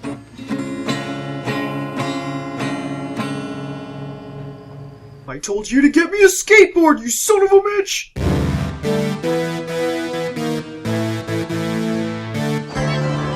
Yeah, that probably ended where it should have. If you would rather be with her than with me, then I totally understand. And have a nice day. I don't think she really meant that. Meanwhile, I don't know if they're making this producer-director enough of a mouth breather. Creepy Creepster won't accept that he and Jessie's relationship is strictly professional, so she tells him she's engaged to somebody to get him off her back. Cue sitcom shenanigans! Let's see how Eyebrows gets himself out of this one. By doing nothing. Excellent. Well, where's our engagement ring? I'll tell him you special ordered it. Oh, I can't believe how this won't blow up in my face! I feel another eating disorder coming on. Hey, dear. son, things about to get lame up in here. I love that they just had him lip sync to someone else's song. Maybe they hadn't perfected number 1 yet. I do know one thing, and that's that his pants are 100% American. And I swear, one of his underage groupies is Michelle Williams again in an uncredited role, which is just phenomenal. See her shake on the movie screen, Jimmy Dean. James Dean. And what exactly is happening here? Did he clone himself? Did I mention before that they turned down Leonardo DiCaprio for the role of Hobie because David Hasselhoff didn't want to look old? Just a fun fact I feel is relevant during times like this. Meanwhile, Jessie shows up at Eyebrows' place in a purple unitard, as you do, and says that director-producer McStockington has been following her around. Luckily, CJ and Stephanie are on a convenient camping trip, so these two can have a sudden thriller plot in peace. Also, this director-producer character pulled a complete 180 from his opening scene, where apparently he was more concerned about getting the shot than if Jessie drowned, to now where he's suddenly in Fatal Attraction. After 2 decades of sleeping on it, Eyebrows finally fesses up that he's been seeing someone else. I sure hope she appreciates what a great guy she has here. Yeah. So do I. I mean, I am pretty awesome. To demonstrate what a great guy he is, he allows his ex-girlfriend to spend the night in CJ's room and borrow her clothes without asking. These two are just friends, spending the night, hanging out in negligee, like pally pals. She points out that it's kind of weird that he lives with 2 hot chicks who aren't his girlfriend, which, now that I think about it, everything in his life is questionable. Would you mind if I take a shower? No problem. I love that we're buds who do things that buds do. Lest we forget this is Baywatch, Creepster tries to kill Eyebrows. Although this is just an assumption on my part, it could be Summer finally snapped. Oh no, a very small hill! I am lit dead! Time to throw down, bitch! The follow-through on this is really underwhelming. Jessie just takes like 2 sentences to explain everything, and I guess they're besties now. She even gives her a ride to her next shoot, and volunteers to stick around in case producer-director guy is slinking nearby. Well, it's his shoot, so you should probably expect him there. Surprise! Matt, was that his name? Matt? That's perfect. Because now he's about as flat as one. A. Bad villain line. B. That doesn't even make sense. You ran him off of a small hill. He's not going to turn into a pancake. Summer didn't think she'd make it through an entire episode without another trauma, did she? Add attempted sexual assault to her list. Creeper knocks out Jessie and saves her for later, I guess. Eat my Wave Runner TM! Damn, it's so fast and reliable. Let's jump!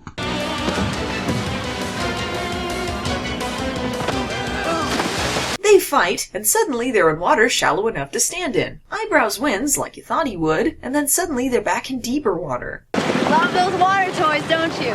Yeah, a thrill a minute.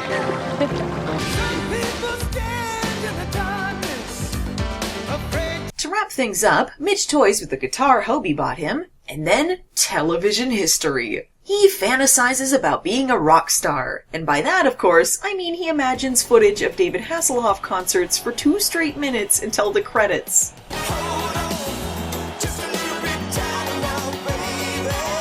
Fantastic! I think we all knew this would end with a celebration of David Hasselhoff. I've never seen such a beautiful display of narcissism. Keep looking for freedom, Hoffmeister. Next time on Baywatch, is lifeguard old man finally gonna retire and leave us alone? Meanwhile, the return of babies. Wah!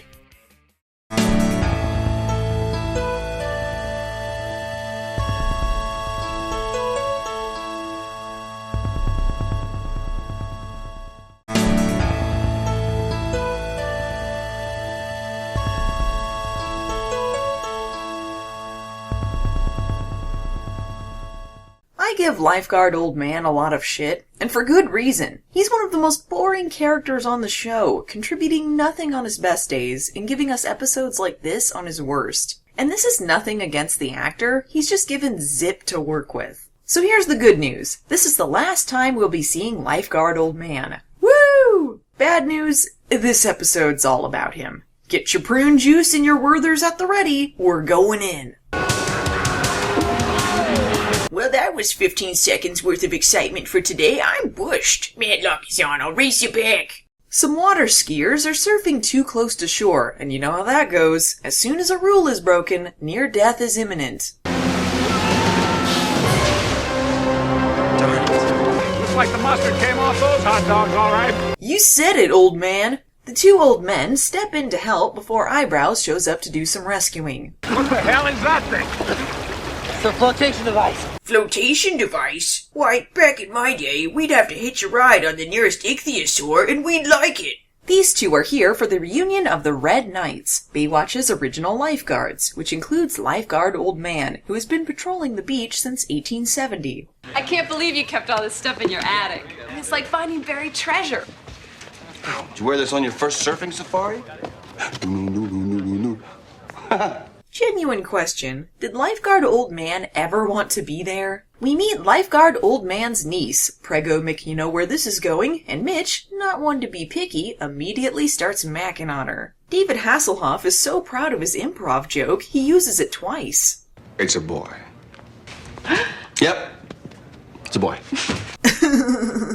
You guys aren't gonna believe this, but a couple guys here from the reunion just made a save off Sunset Beach. Without me? Oh man, it's useless side character Palooza. Jackie's back. She interrupts Summer's lunch of lemonade and ketchup to tell her she's finally landed a singing gig. You know, that singing thing she did. Like a season and a half ago. Lifeguard Old Man is depressed about the reunion because he's feeling inadequate compared to the other guys. Wait, you're trying to tell me Beefy McChunkfist over here was lifeguarding in the 50s and 60s with lifeguard at death's doorstep? Nice try, dudes. I mean, really though, Lifeguard Old Man is a fossil. Yesterday's news, pushed out by today's hunks. He can't possibly compare to this. Speaking of Mitch, he's heard of this one lifeguard's impressive reputation and has a bit of hero worship going on. Hey, Lifeguard Old Man, do you think you could introduce us? He's so handsome. Oh. I didn't really get a chance to meet before. I'm Bud Gates. Oh my god.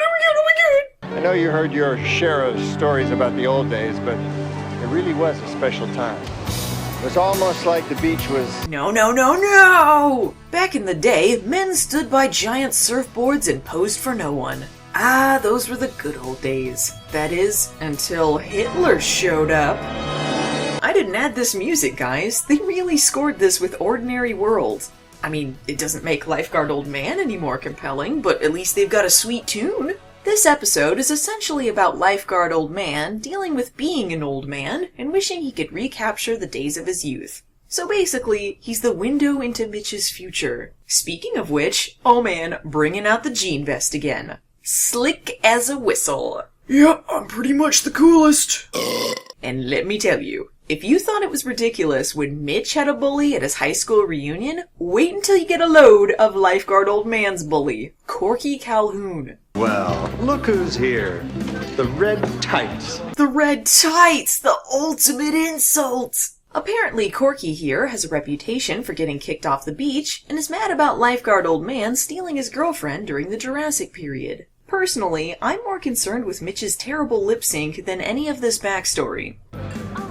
Evidently, this guy still holds a grudge. Also, Greg Grunberg is here. Is everyone having a good time? Yeah. Way to be encouraging, Mitch. We all know she's no David Hasselhoff, but come on. I would like to dedicate this song to a friend of mine who knows all about dedication. After 40 years on the job, he's still going strong. All right, Ben.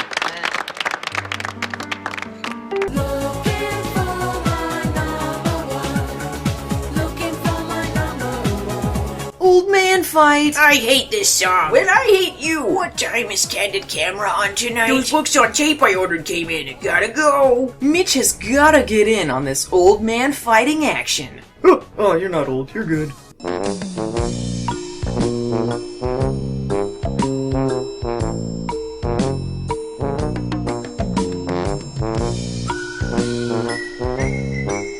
If it weren't for this damn cane, I could have gotten into a bar brawl too. Face it, Mitch, my life is over. Come on, you have forgotten more about lifeguarding than most of us will ever know. Another Mitch pearl of wisdom. Meanwhile, Baywatch reminds us what women are all about. I definitely feel my biological clock ticking. Oh, come on, guys. You just served them leftover cake from Mitch's Ironman/birthday extravaganza? These men single-handedly won World War II. Hey, pal, me and Bud are gonna go hang out without you. Bye! In a desperate bid to squeeze out a meaningful story, Bud explains out of nowhere that one day he missed out on meeting a pre-fame Marilyn Monroe because someone saw a shark. The day she died, he knew it was the end of an era and resigned. Yes, they seriously tried to tie this plot into Marilyn Monroe's death. Really makes you think, huh, audience? So what's the point of the story, you might ask?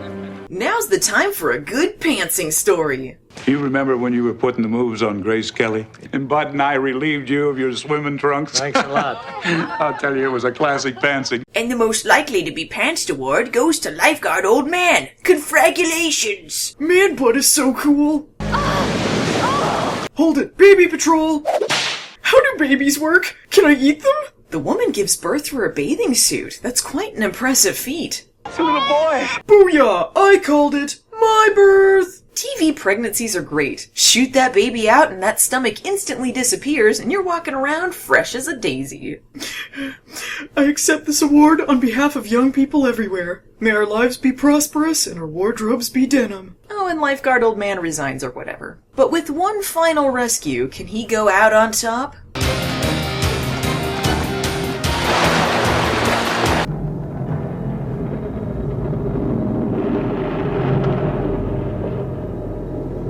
The kid is rescued, and Lifeguard Old Man is content with his final home run. It's a time of happy endings and new beginnings. But most importantly, it's time for Mitch to gloat about delivering a baby, who is also now his godson. And with that, Lifeguard Old Man's saga comes to an end. You have to admit, I'm pretty great. Next time on Baywatch, Summer is possessed by a mother truckin' ghost. Meanwhile, CJ goes to SeaWorld. Ooh.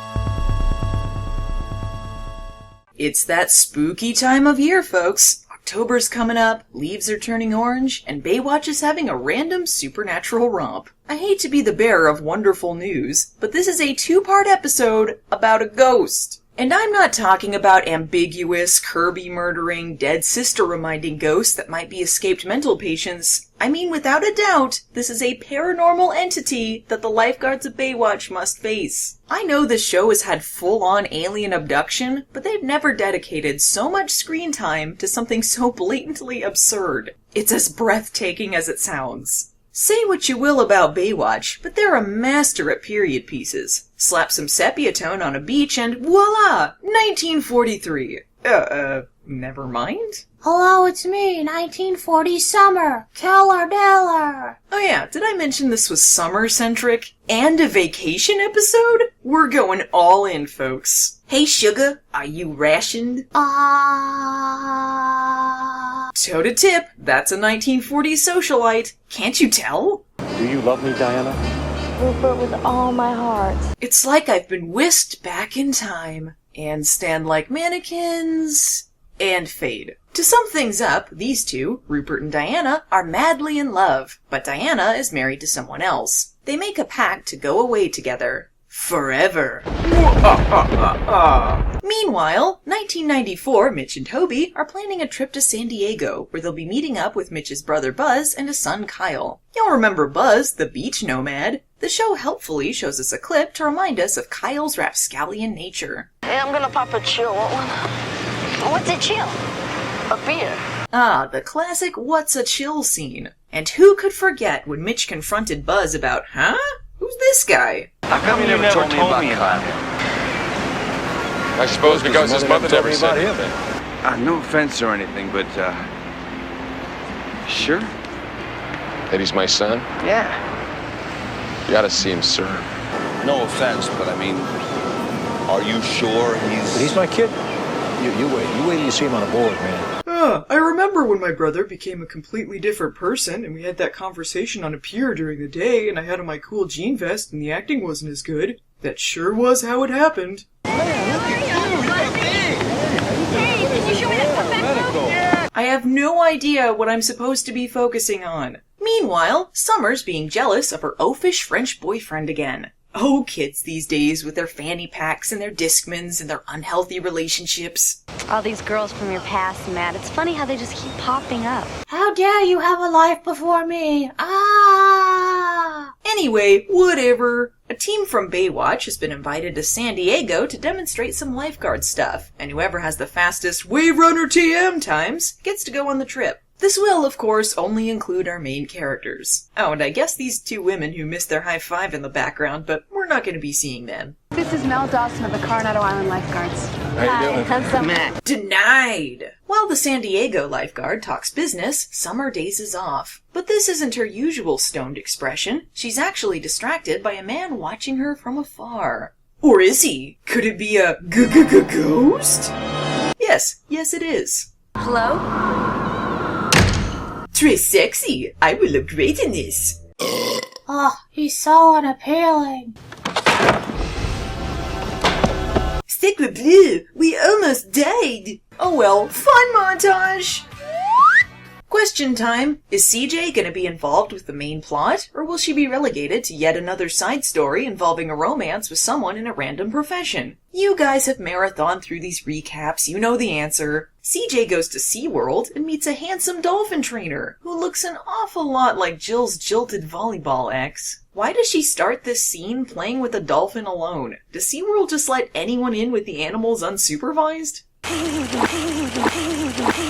Rocky the dolphin is isolated from the rest of the group because his mother died during childbirth, and dolphins are judgmental and known as the assholes of the sea. Meanwhile, Buzz shows off his nasty feet while Mitch is partaking in his favorite pastime of grilling meat products. So remember how the first time Buzz showed up, his son almost died and he realized how much he meant to him and learned a lesson about responsibility? Well, he was just joshing there. What he actually meant was, once he fixes this boat up, he's gonna leave for New Zealand, and Mitch can either take his son or he'll leave him behind to fend for himself. God, Dad, you're such a Barney. Meanwhile, Ghost fucks.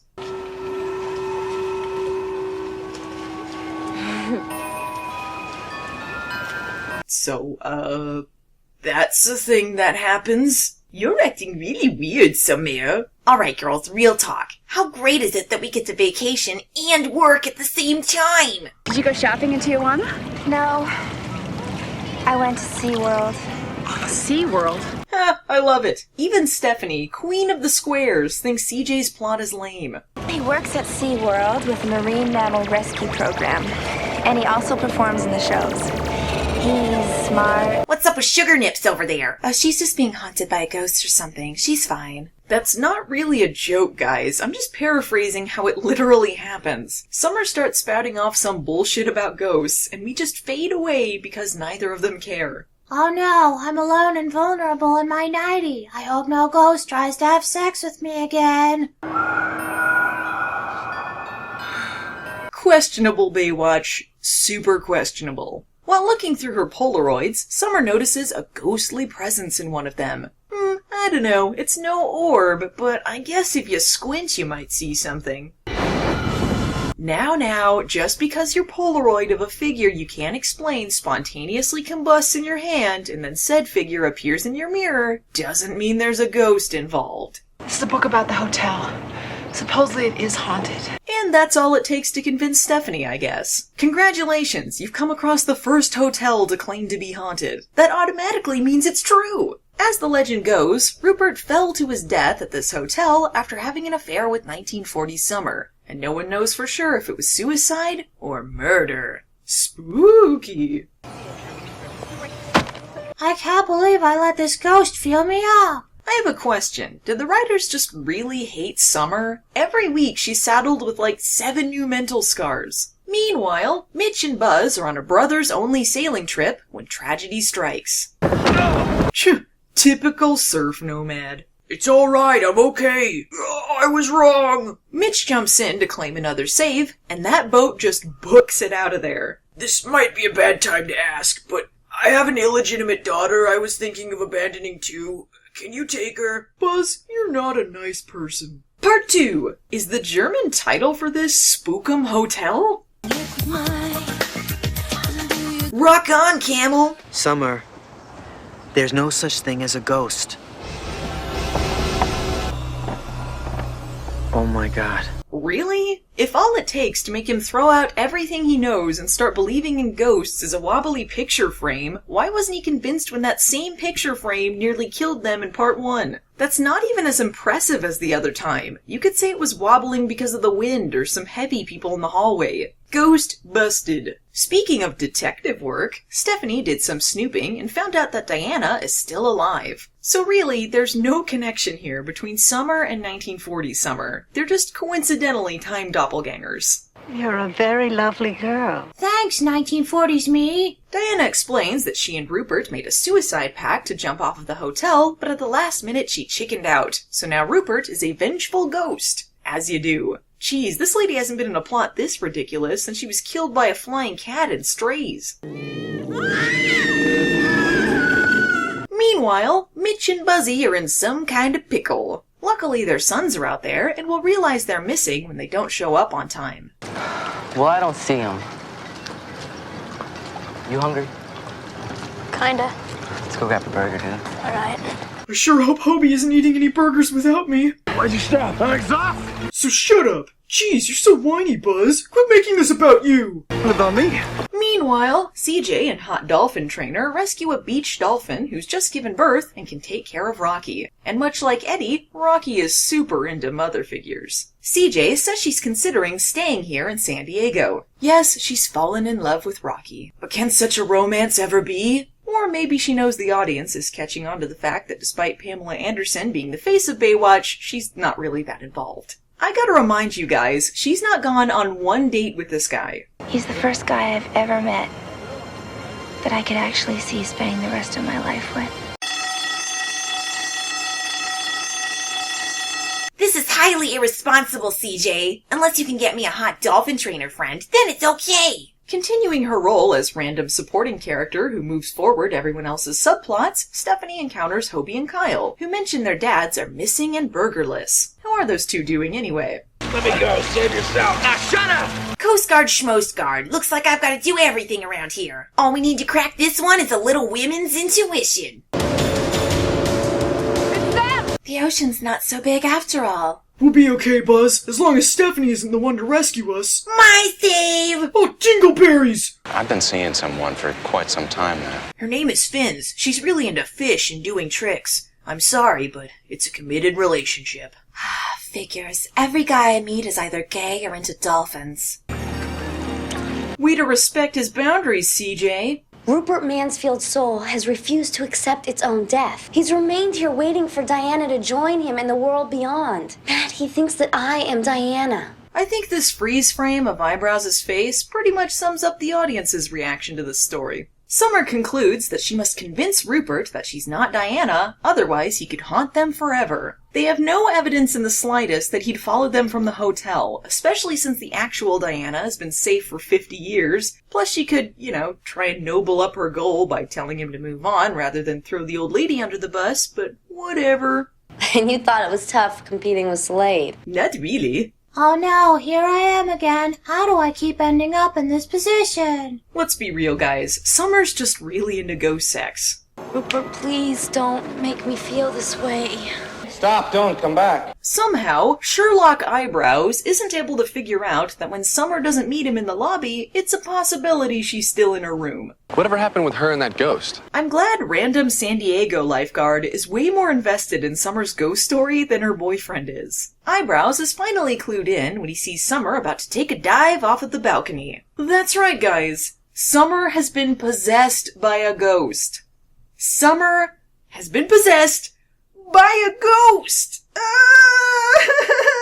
Where did that ladder come from? This hotel is just asking for spirit-related suicides. Looks like Eyebrows is gonna have to— oh, never mind, he's gone. Somewhere! Where did you put my Game Boy? I didn't find it in the luggage! He doesn't love you. I love you.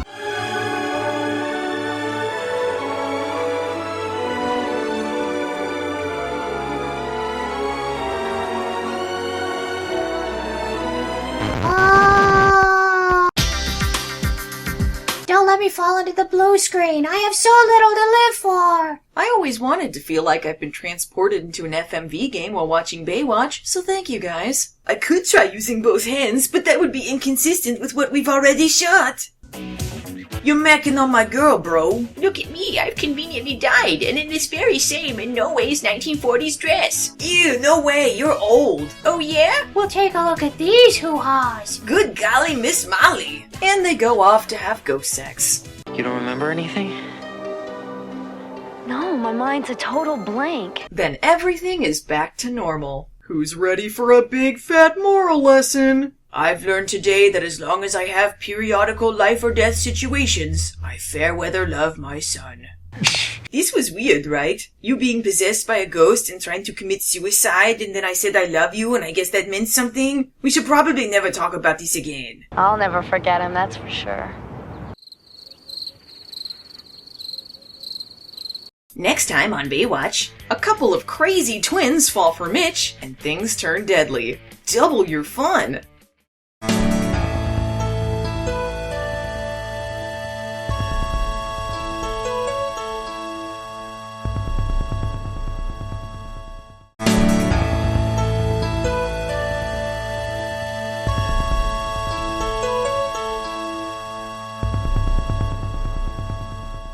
This episode of Baywatch begins with the best thing you never knew you wanted to see, and that's Eyebrows and Summer recreating the iconic scene where Jill is eaten by a shark. 10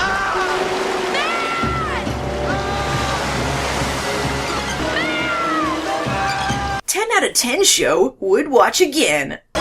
Oh boo! It turns out Eyebrows has been having recurring nightmares about sharks for some mystifying reason, since he's never been afraid of sharks, and he hasn't had a full night's sleep in a month. Matt, why did you say something sooner? You were being possessed by a ghost, the writers hadn't thought of it yet, it just never seemed like the right time. You guess the plot device. Lazy prophetic dream or repressed memory PTSD? Only time will tell. Meanwhile, this episode guest stars some nobody named Carrie Ann Moss. I don't know what she's done since Baywatch. I imagine her career was pretty much done after this role. Or roles, I should say, as she plays twin sisters. Gwen and Maddie have just arrived at Baywatch Beach, and mean twin Maddie is bringing her sister down about her inability to get a man. Ugh, she wears high socks with shorts, glasses, and frumpy sweatshirts. Loser! Determined to prove to her sister that she can get a man, Gwen is on the lookout for the hunkiest dude around. And there he is. Suck it in, Mitch, suck it in! He's so hairy. Shove it, unnamed lifeguards! My save!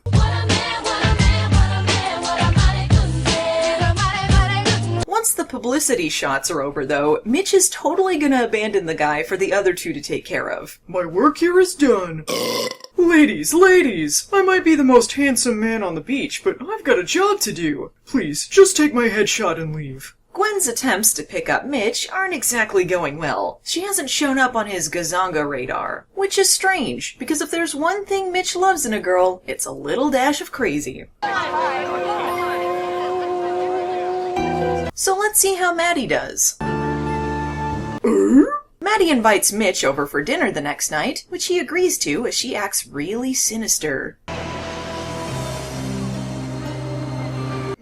That is pretty suspicious, but on the other hand, she's hot, so I'm gonna take a gamble. Eyebrows decides to conquer his fears by going diving in a shark cage. Summer, wearing matching plaid, insists on coming with him, because she knows with her around, any tragedy is bound to happen to her instead. I'm assuming because a gypsy cursed her as a child. Do you have to do that?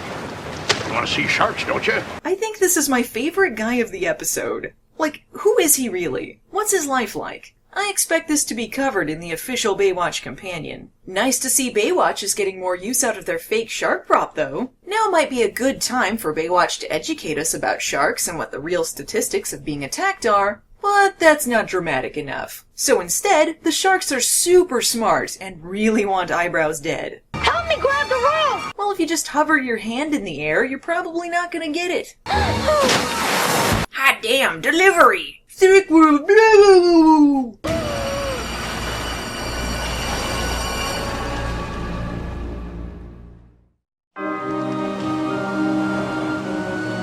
Hey, what's wrong? I had another nightmare. Wait, did they do a death fake-out and then reveal it was a dream after the commercial break? What the hell kind of editing is that?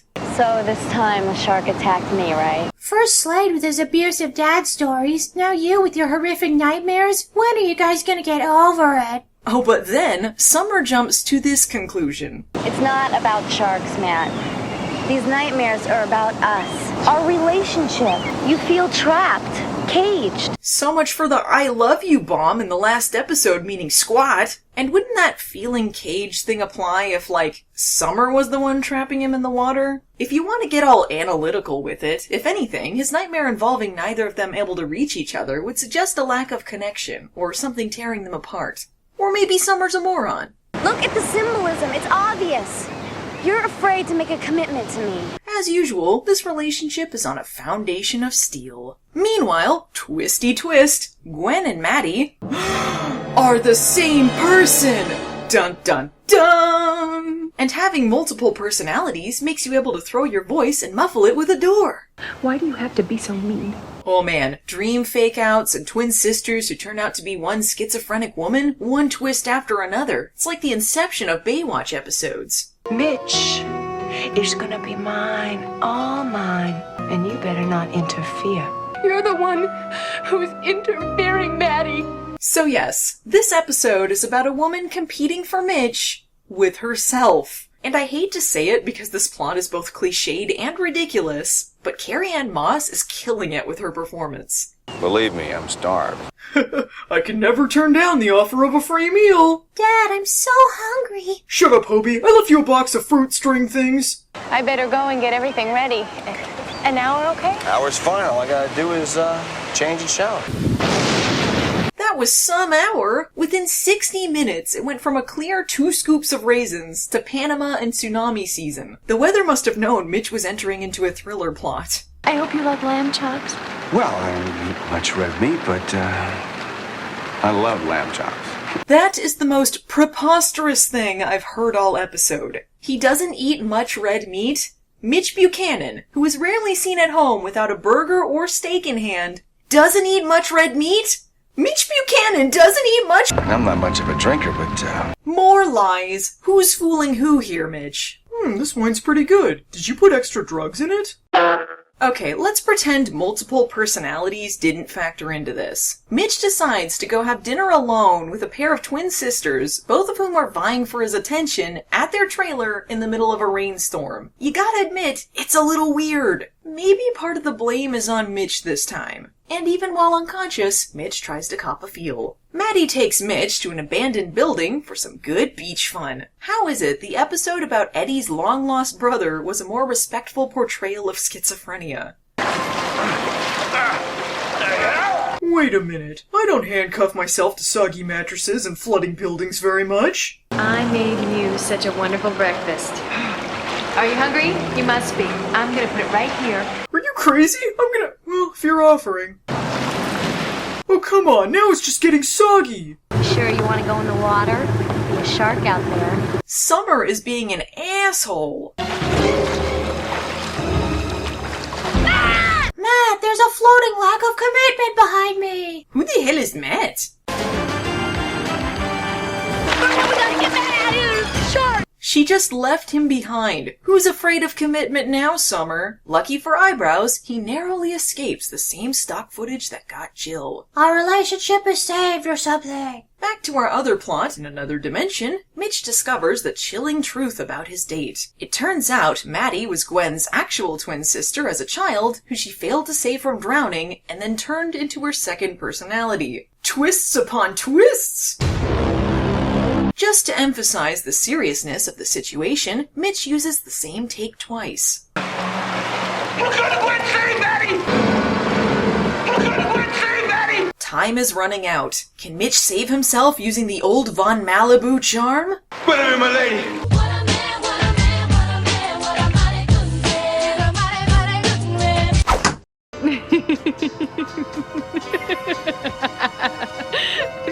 Well, not my problem. My work here is done.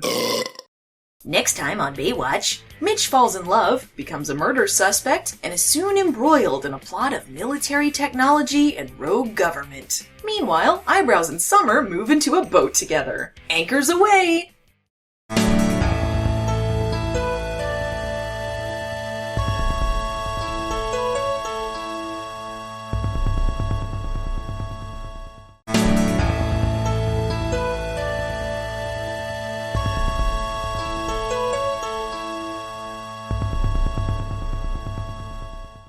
In these uncertain times, I think it's important for us not to lose our sense of humor. And if we can't laugh at Mitch becoming a murder suspect and fighting a rogue government agent, then I just don't know what comedy is. BTW, this tale of international lifeguard intrigue is brought to us by Oscar-nominated director Charles Braverman. We now go from random beach shots to Exposition DC. I had her under protective surveillance until 3 days ago. Catherine Larson has information that will put Edward Falcon away for life. Yes, sir. She uncovered it while writing an investigative piece for World Journal magazine. I'm aware of that, sir. Then I'm sure you're also aware that Falcon has the resources to neutralize Miss Larson. First and foremost, I gotta give props to Baywatch for not using "as you know" and instead replacing it with "I'm aware of that, sir," which is just good writing. Secondly, Edward Falcon. Surprise of all surprises, Edward Falcon is in fact an alias. Someone has been selling classified military info, Catherine is a reporter who uncovered this information, and now Mr. Falcon wants her dead. Please try and act surprised when the same government agent who had her in protective custody tries to kill her. Meanwhile, in more important matters, Eyebrows and Summer are proving how not Eddie and Shawnee they are by Eyebrows wanting to move into a houseboat together. Mitch! Eddie and Shawnee loved living together on that boat, didn't they? Look, I honestly don't care. I love being our own characters. I'm gone after this season, Matt. Also, just think about this for a moment. Eddie and Shawnee left before either of these characters arrived, and all Eyebrows knows about Eddie is that he was a lifeguard that apparently was worth getting a chip on your shoulder about if you couldn't live up to his standards. So I guess these two in their houseboat were legendary enough to base your life choices on. But you know, I'm still not even sure we should live together yet. I am. Aw, I'm glad you're here to make these decisions for me. A nearby boat is sinking, coincidentally carrying Catherine Larson, and Mitch and crew are called in to help. Here I come to save the day! A sexy lady must remove clothing! It's getting kinda cold down here. Fireplace? Move in with me, Summer! Well, we can finish this later. I just got one more question here anyway. What are you doing for dinner tonight? Geez, Mitch is a desperately lonely man. This isn't even the first time he's tried the old incident report pickup. Yeah, one last question right here. Would you like to have dinner with me? That is, if you have any food in your refrigerator. When do I not have a constant supply of food to stuff down my gullet? But be warned, I don't eat a lot of red meat. Catherine mentions she doesn't have anything to wear, and Mitch says he can provide her with something in Stephanie's size. Who's Stephanie? Well, I can be mysterious too.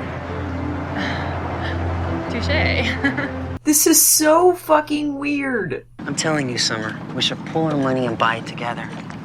In Eddie's letter, he said he'd sell it cheap if it was to a lifeguard. Wait, what? I knew they were just blatantly copying Shawnee and Eddie here, but I didn't realize it was the exact same houseboat they lived in. I guess they decided to extend that year-long exchange visit to Australia, huh? And since when did Eddie start pen-paling with Eyebrows, a character he has never met? And why the weirdly specific lifeguard discount? Why not just throw in that they have to spend the night in a haunted house while he's at it? Here, have my boat, my good pal Matt. I don't need it anymore, now that I'm living in Australia, I guess. We're what? Oh, by the way, I'm divorcing you. No, Shawnee! Summer is still iffy on the boat situation because she doesn't view moving in together as a big enough commitment. No, she's insistent on getting married. Women, am I right?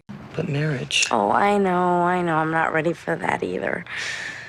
I just get so confused. It's just that I'm written to constantly be a contrarian, to create false drama, and be a total bitch. Meanwhile, Mitch is an expert at reading body language. If a woman seats herself across from you, move your stuff to invade her space. Also, continue to ask invasive questions about her background that she's clearly uncomfortable answering. Oh my God. It's too late to take you back to Catalina tonight. And now I am forcibly making you stay at my house. Gosh, I'm creepy today. Hey, do you have any buttons I can borrow? I seem to have lost mine. Hey, where did that fire come from? Do you have any idea how long I waited to find someone like you? 1 episode at most. Is there a good way to say goodbye when you're leaving all you had, 'cause your love is run dry? Kate.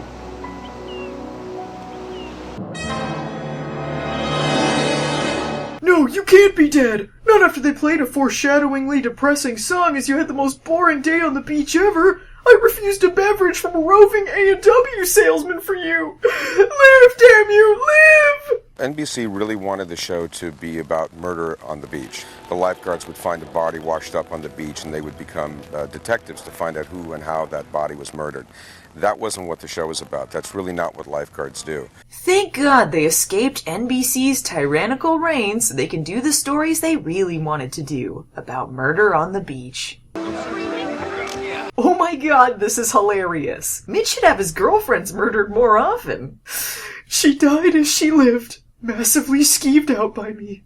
She was someone I thought I could spend the rest of my life with. I mean, this whole thing doesn't make any sense. Mitch, have you ever considered that you have severe attachment issues? I can't believe I'm hearing this from you, Garner. I wanted to spend the rest of my life with you. And then Mitch returns to his home in the sea. How is he? You know Mitch. He'll hang in.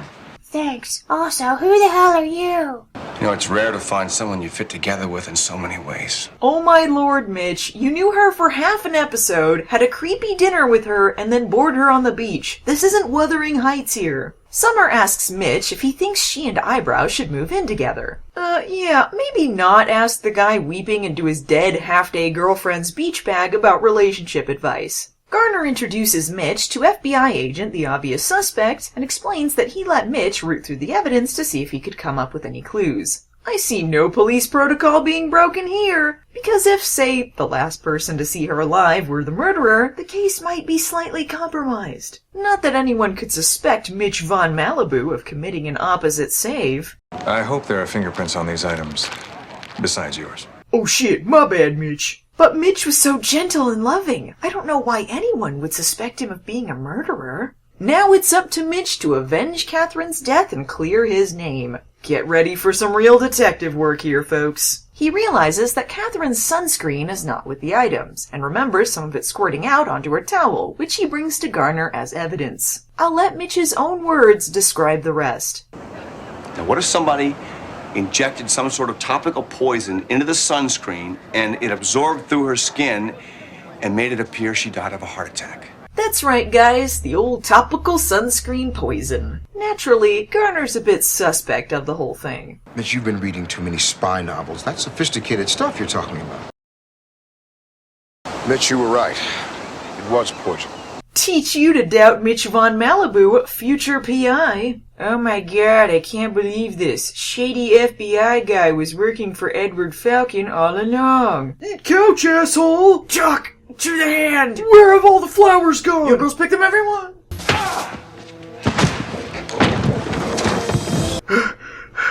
I've got a message for your boss. Yippee-ki-yay, Mr. Falcon. Meanwhile, Eyebrows bought the boat, which he's named the Summer Breeze. How? Well, you see, your name is Summer, and boats move with breezes, so it's the Summer Breeze. Oh! Wow, I'm dumb.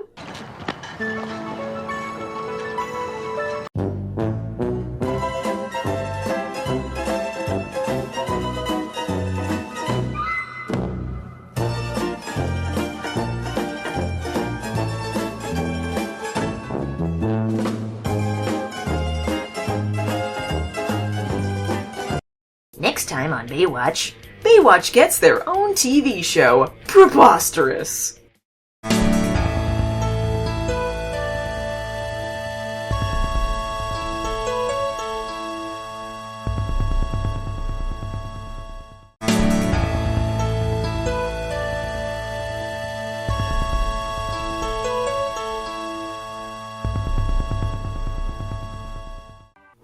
It's time for one of our periodical visits from character actor Jeff Altman, who stepped up from comical subplot status to comical main plot. And I've sort of given him the shaft in the past, what with him being annoying as sin, but that was before I realized he was the Jeff of Pink Lady and Jeff fame. And if you've never heard of Pink Lady and Jeff, it's legendary.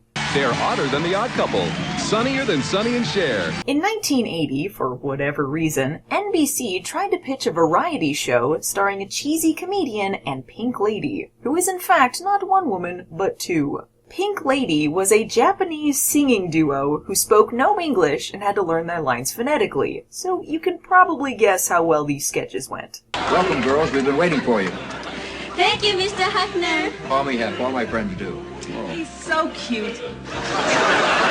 It lasted a stunning 6 episodes and only aired 5, holding back the mysterious 6th episode for audiences to ponder until 2001, when the iron was hot. I feel all of this is worth mentioning because it's far more interesting than anything Jeff Altman does on Baywatch, and is a wonderfully baffling bit of TV history. Which is apparently what's happening in this episode, where Baywatch gets its own TV show within the TV show. But first, Garner taking down a graffiti punk. Hold it right there! Oh yeah! While this is happening, Eyebrows spots a boat on fire and rushes to the rescue with Summer and Stephanie. The beach is non-stop excitement! TV producer Don Brand is witness to the action and apparently orgasms in reaction. This gives him a great idea for a TV show, Rescue Bay. A TV show about lifeguards? It'll never catch on. I'd like to think this was Gregory Bonan's pitch for Baywatch, and what a pitch it must have been. Because apparently he had the idea in 1970 and started looking for interest in 1977, which means getting it started was a nearly 20-year mission. Let this be an inspiration to every dreamer out there.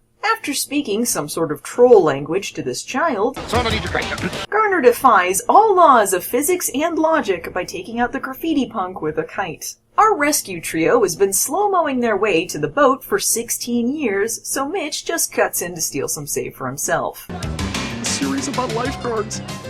I can't believe no one's ever thought of this before. It's such an untapped well of potential. So many places to trap people in air bubbles.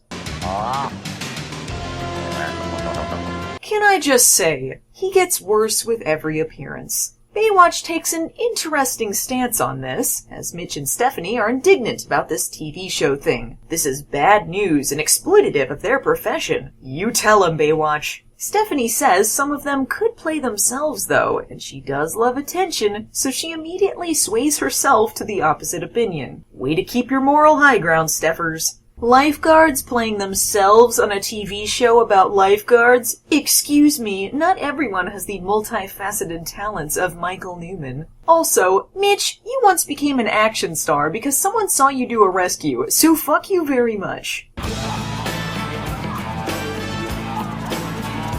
Wow, 1989 looks great over there.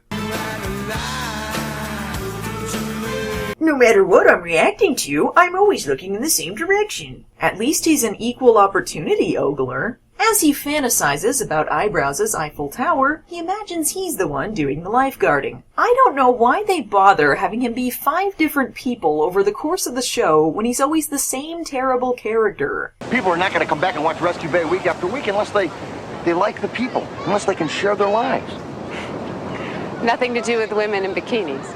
Well, hey, it doesn't hurt. Okay, Baywatch, we get it. This episode is basically one huge excuse for yourself. We've become at peace with it by season 4. You don't have to sell us on it. Just make sure you make me look like a passive-aggressive know-it-all. That's what keeps the viewers interested. And just so you know, this really is basically a truncated version of Baywatch's genesis, right down to the TV producer cutting a 10-minute pitch video rather than a pilot, which is where most of the 80s B-roll comes from. So, you know, all this tits or whatever talk is basically the producers not even bothering to pretend anymore. In light of that, it might seem weird at first that Mitch is so anti-Rescue Bay in this episode, until you realize, to this day, David Hasselhoff is still in denial about this show's main focus. What Baywatch was about was sex. Come on, man.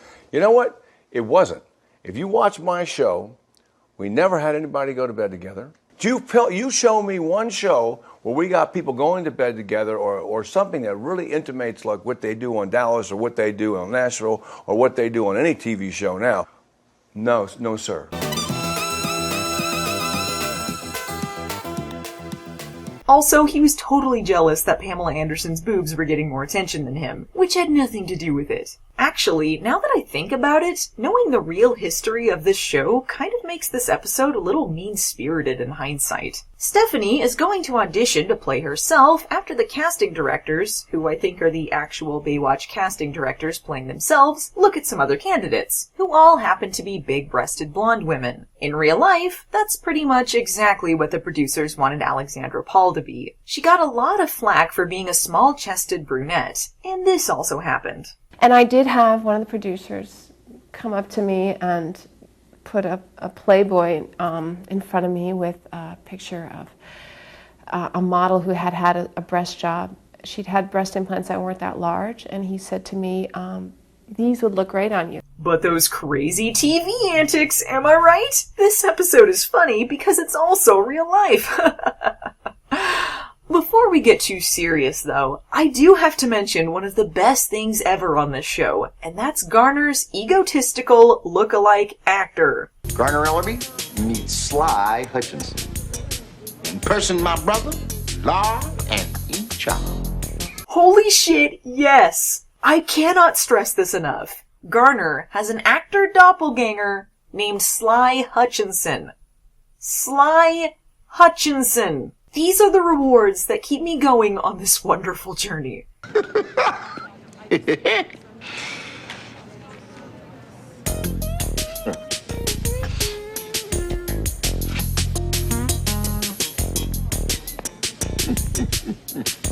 CJ, who has been in Hawaii and not aware of the TV show, rushes in to rescue some of the victims they're auditioning. A mistake so interesting, they cut to commercial before it even occurs and never conclude it. This gets the attention of the casting directors, who immediately give her a part. But uh-oh, they cast her in Stephanie's role! This can't be! They're gonna make me all new agey and guy hungry! I knew this TV show was a bad idea! It's obvious that they cast you because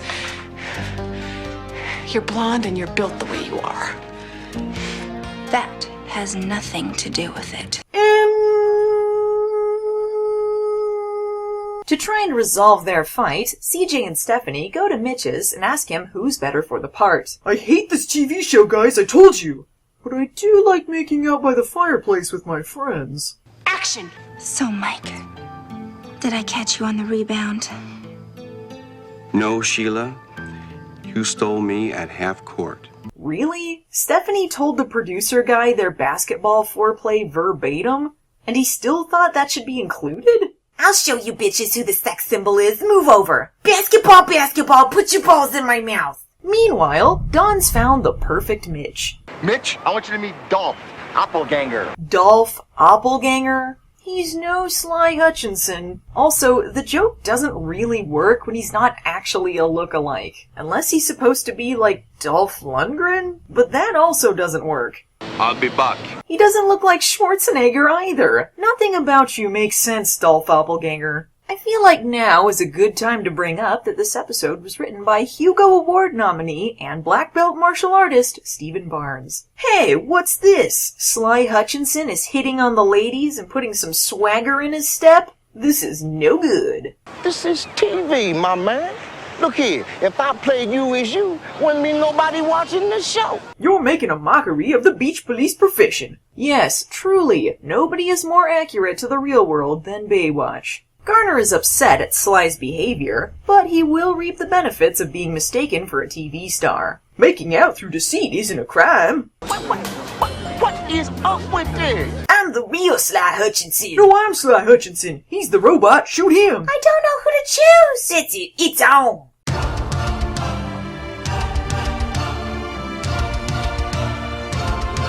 So let's see this TV show, huh? What is this? A Hollywood's accurate portrayal of lifeguards. Okay, but you could seriously take this montage out of context and it would look exactly like any other part of the show. In fact, it reuses footage from other episodes. And it's a near exact recreation of the rescue at the beginning of the episode, except this time Garner's in a Jeep. Hi there, brothers and sisters!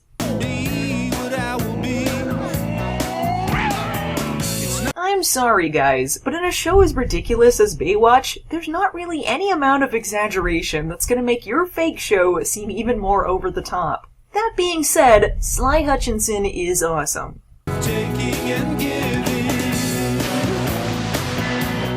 Oh, come on. That never happened. I never jump in the water! Never! A huge explosion. Now. Nice try with that reused footage, Baywatch, but I'd recognize Action Dad anywhere. The reused explosion was too much for Dolph Oppelganger or CJ to handle, so now the actual lifeguards have to step in. See, this is what a real save looks like. Exactly the same! Exactly the same! My hair. Who's the best me now, CJ? Suck it! I want your comedy off my beach! You hear me? It's not funny! Get off the beach right now, or you'll be filming the most fabulous broken nose in television history.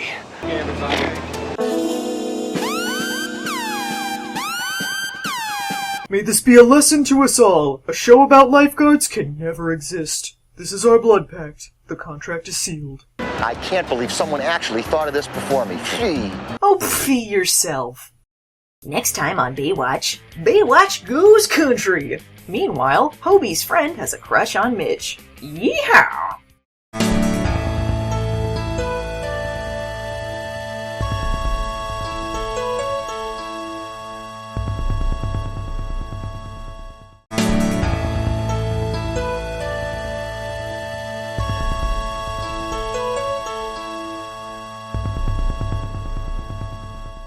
You know what I always thought about Baywatch? Not enough country music. Well, butter me up and call me a biscuit. Western Exposure is here to save the day, and it's got more star power than you can shake a stick at. So giddy up, cowboys, and let's ride. So anyway, that's when she invited me to the video game liquor store, and I couldn't decide if I wanted to hang with her or hang out with these rebellious users. God, it goes on forever. I wonder how much meat is contained in a person. Shout out to the return of Baywatch's paymaster as Clerk. Woo! Y'all remember CJ's best friend, Martina McBride, right? Look, I fully admit I don't really follow the country scene, but I know enough to know that this 1994 Martina McBride hair is unfortunate. And this isn't as cool as her appearance on the early edition martial law crossover episode, but what could be? Martina McBride plays Sadie, an up-and-coming country singer, as you probably predicted. She's hoping her latest audition went well, and CJ is a supportive friend. What if they hate my music? Well, don't look at me, because I already hate your music. Yeah, well, we all can't sing like you, Pamela.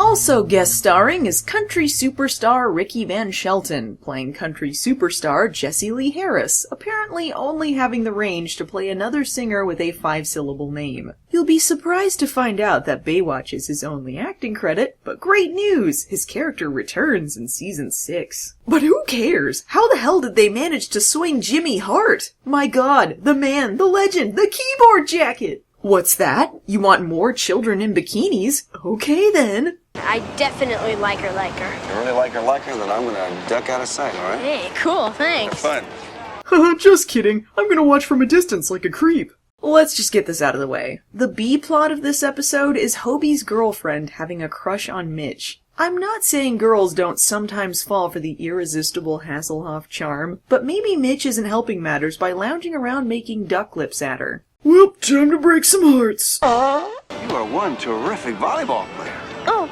thank you. That means so much coming from somebody like you. No. Why don't you join the two of us for dinner at our place tonight? Don't invite 14-year-olds to dinner, Mitch. Meanwhile, Country McGee is looking for his estranged wife and son, and his plan appears to be just wander the beach and hope for the best. He asks this random little boy if he's seen his son's headshot. So Sorry, mister. He's not even on a milk carton or nothing. From the writing to the delivery, this is a strange moment. But soon, his awkward exchange with this child is interrupted by a horde of screaming fans. Okay, I don't even know how that happened. CJ to the rescue! But let's give it a stupid country theme.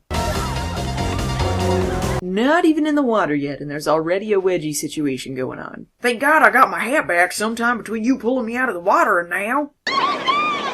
That's Jessie Lee Harris! Coinky-dink of all coinky-dinks, Jessie is looking for a new opening act, and CJ's best friend Sadie might just be what he's looking for. Spoiler alert, she is. We now interrupt your regularly scheduled program for a Martina McBride music video. The best music videos are the ones that are just shot within the same 5 feet of beach and alternate between close-ups and long shots of one person. I love when men cook. It's so French. Okay, go back to the boring music video. You're playing that game great, Hobie, except you're doing it wrong.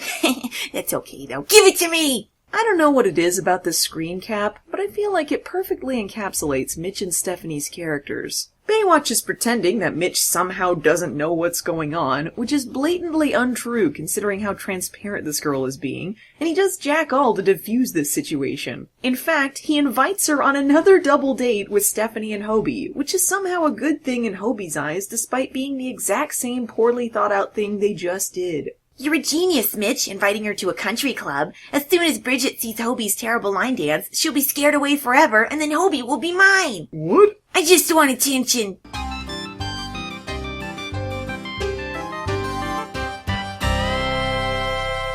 Check out Mitch's date outfit. Denim on denim on denim. It's nothing compared to Hobie's duds, though. You look like an idiot. I love it. I just have to point out that despite Mitch's shock, he had to have bought that for his son. Yeah, Jesse's such a huge star he can't go to the beach without being drowned by swarms of fans, but he goes to the most country place in the area and no one seems to give a shit? You tried to fool me into thinking country music groupies were a thing, Baywatch, but I'm not buying it. Alright, everybody having a good time tonight? I said everybody having a good time? Well, we are about to ruin that. Yeah!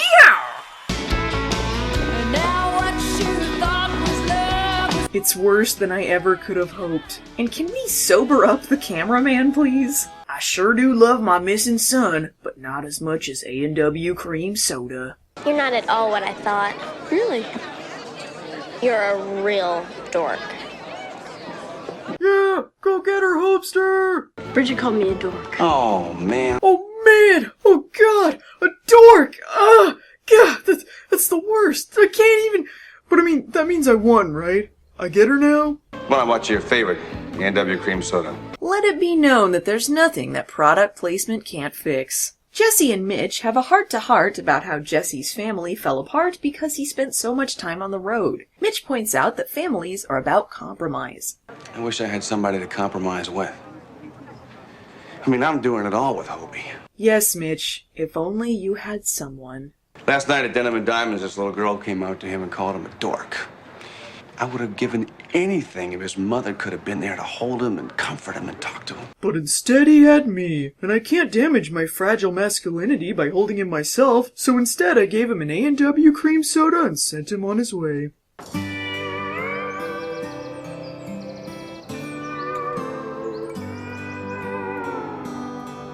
God, enough, Baywatch. Hey, are you Jessie Lee Harris? Can't be. I'm wearing a baseball cap, and he only wears 10-gallon hats. Oh, that's right. Bye. Dad! Dad! Dad! Thanks, Baywatch, from the bottom of my heart. I love my dead carbonated son. I'm sorry about what I called you last night. Bridget, do you have a quarter? Go call somebody who cares. Oh! And on that day, Hobie became a man. You're not the guy who jumped off the pier. Was that you? Yeah, that was me.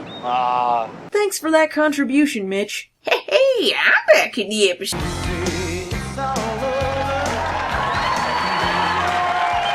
Oh, didn't have time to finish the song. Bye!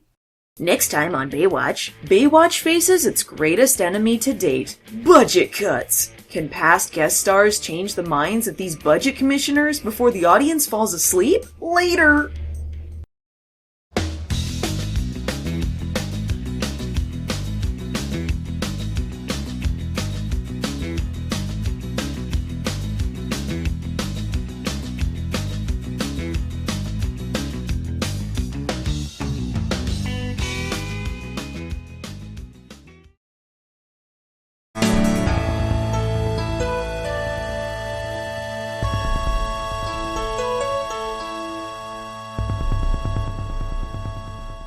You know the episode is stretching for time if there's a montage right off the bat, and lordy is this episode stretched like someone put the film through a taffy puller. But I suppose they didn't have a lot to work with when the foundation they're building on involves budget cuts. Stop the excitement, Baywatch, you gotta slow down sometime! And I don't know what Baywatch's fixation was with vaguely period piece montages involving children. If I did, I'd tell ya. Why is CJ here, and where are these children's parents? So anyway, Baywatch is suffering some budget cuts, and Stephanie and Mitch break the news to a disheartened crew. How will this affect the A&W cream soda budget? Here it comes. Hahaha, classic Numi. Baywatch is in for some demotions and layoffs, but there is some hope because there's an upcoming budget hearing where they'll be able to make their case. We're in for the fight of our lives on Wednesday. Isn't that right? What's her name? Haven't got a prayer and lifeguard will never see again? We're not giving up on you guys! Some of the lifeguards work on a volunteer basis, which is good news for this couple's ruined romantic proposal.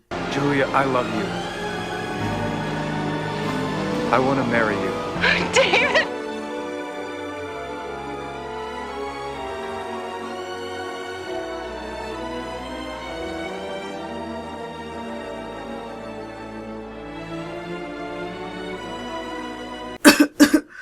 Leave your stupid comments in your pocket. Wow, they're almost as stupid as we are. Aww. It was like in that movie, It's a Wonderful Life. Yeah, it was exactly like It's a Wonderful Life, and that it wasn't by any stretch of the imagination. Meanwhile, Stephanie has created some charts to present to the budget committee on Wednesday. Can you find the drowning victim?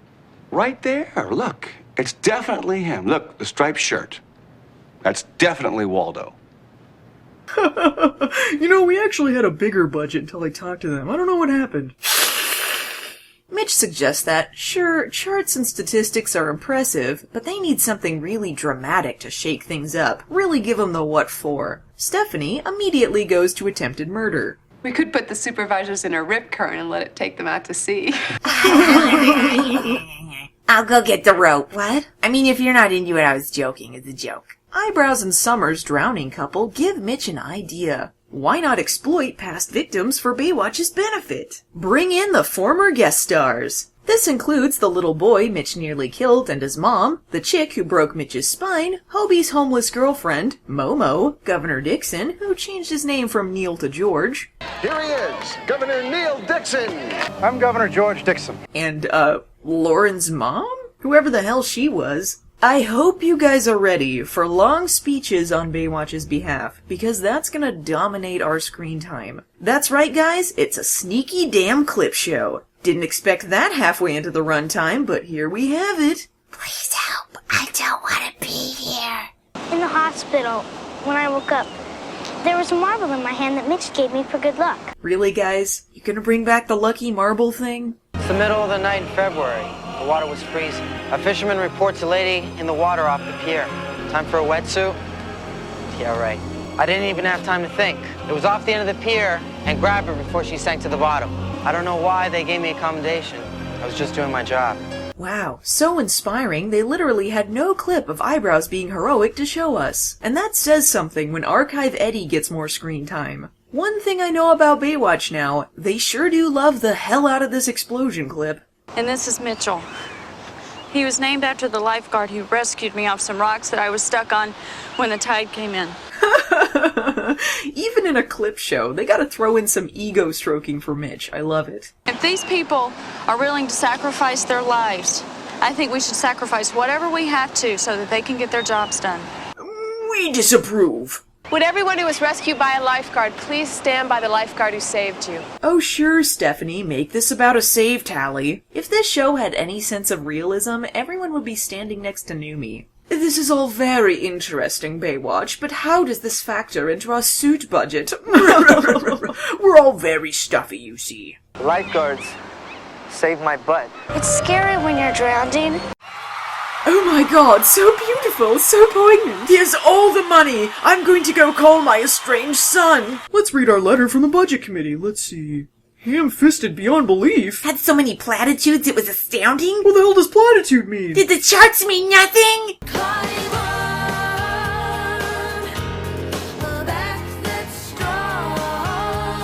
God bless America, everybody.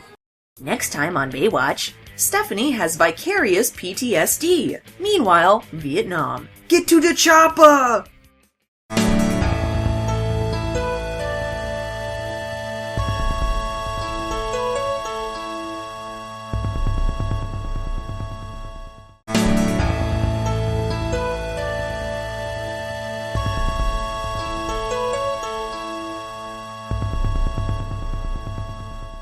When I think of Baywatch, I think of weapons smugglers. When their shipment of rifles comes in short, our good pal Zeke is given the tiny net treatment. No, I thought I could be a main character. Hey guys, a rescue or something. We run on my way, my save. But who should come in to steal their thunder but the Coast Guard? Balls! Stephanie's all pissy that the Coast Guard asked them to stand down, and it turns out they didn't see the net, and it could have gotten caught in the boat motor. In response to this oversight, and in order to learn each other's procedures, Stephanie and a Coast Guard member are going to be trading places. Oh man, the old Freaky Friday! Suddenly I feel the need to be a passive-aggressive show-off. Helicopters! I don't know, your character isn't very well established. Our characters sure are here. What's that old lifeguard slogan?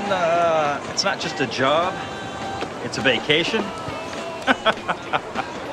A member of the Coast Guard has no perspective on other life-saving professions. I would get on his case about being an arrogant asshole, but Stephanie had a stick up her butt since the moment she laid eyes on him for no particular reason, so I can't think of a more perfect match. This isn't some game, Coasty. If you make me look bad, I'm gonna kick your butt from here to Hawaii. Do you know who you're talking to? I'm Katniss's father, damn it. You don't have a name? Apparently not. If I actually watch the Hunger Games, I might know more. After a rescue, however, Coast Guard changes his mind about lifeguards. Could this mean romance? A&W cream soda? Yeah, whatever, sweet cheeks.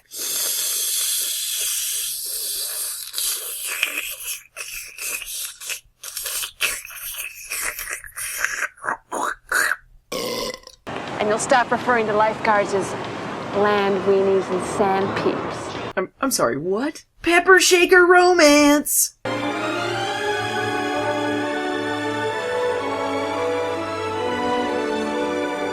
Take me now, Coasty. I'm sure that this is a couple that will last a long, long time. Show you guys together yet? Well, if she looks back, she's interested. I guess that only works if you're Clint Eastwood.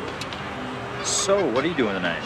Hot damn, I can cheat again. Flip the tables and it's Coast Guard time. Coast Guard mentions the man they rescued was involved in some criminal activity, so part of Stephanie's training today will relate to law enforcement. Big deal. Lifeguards fight crime every day. That's not what lifeguards do. Oh yeah? I went undercover at a yacht club to capture some pirates. Suck it! But first, a Coast Guard montage. Stephanie humiliation imminent.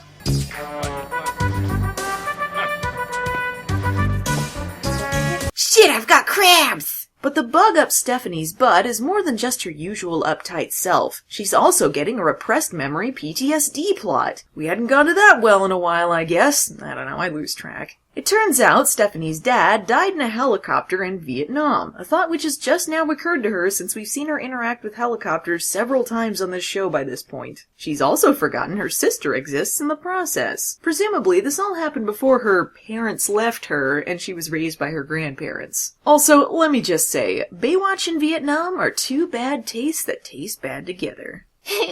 And the worst part is, I don't even know my backstory. That's so sad. Oh! Don't patronize me, ma'am. Oh! Stop making that noise. You sound like an idiot. I'd never go ho ho ho. Ho ho! Please stop trying to make this joke happen. Proving that the ocean really is a small place, our drug smugglers, the Coast Guard, and Baywatch all happen to meet up at the same spot. The smugglers attempt to burn their ship and get rid of the evidence, but they don't realize they've got a shippy-noomy double whammy coming their way. Stephanie and Eyebrows unknowingly rescue the drug smugglers, and all of that criminal activity that lifeguards don't deal with rears its ugly head. But Stephanie has the drop on them because she recognizes the name of the ship, or Eyebrows just kicks the gun away, whatever. Look at these moves. He is in control. Good one, Eyebrows.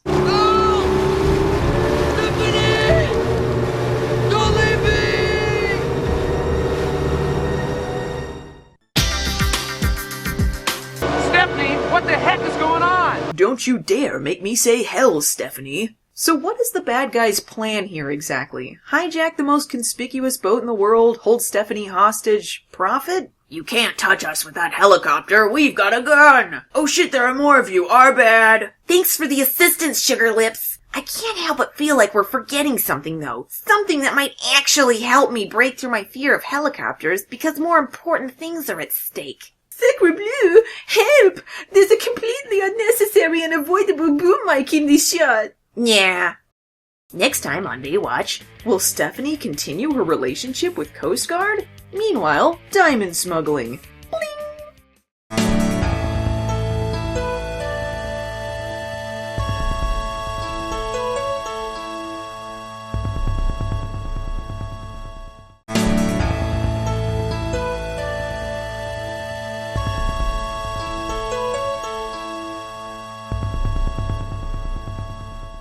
Baywatch is a double-edged sword. We get a good chuckle out of the hilarious ineptitude and awesomely ridiculous situations we find ourselves watching with bafflement, but we must also accept that we're going to suffer some profound losses along the way. And so today we bid adieu to summer. We hardly knew ye. Now we get to the situation with Nicole Eggert. I do find my heart breaking for her a bit. She was already well known by the time she was cast, having been a child actor on Charles in Charge, and Baywatch was her step into a more adult world. Baywatch was not what she thought it was going to be. She thought the show was like 90210, and not, cheesecake on the beach. She felt it was ruining her reputation as a serious actress, and she'd asked to be written out of scenes with certain actresses she thought were particularly bad. Additionally, she had some deep body image issues. When she saw how Pamela Anderson looked, she started to emulate her blonde bombshell aesthetic, hence the boob job, which she apparently did during a break in filming without telling anyone. Overall, it sounded like an unhealthy, tiring job, especially for a 19 to 20-year-olds. And, well,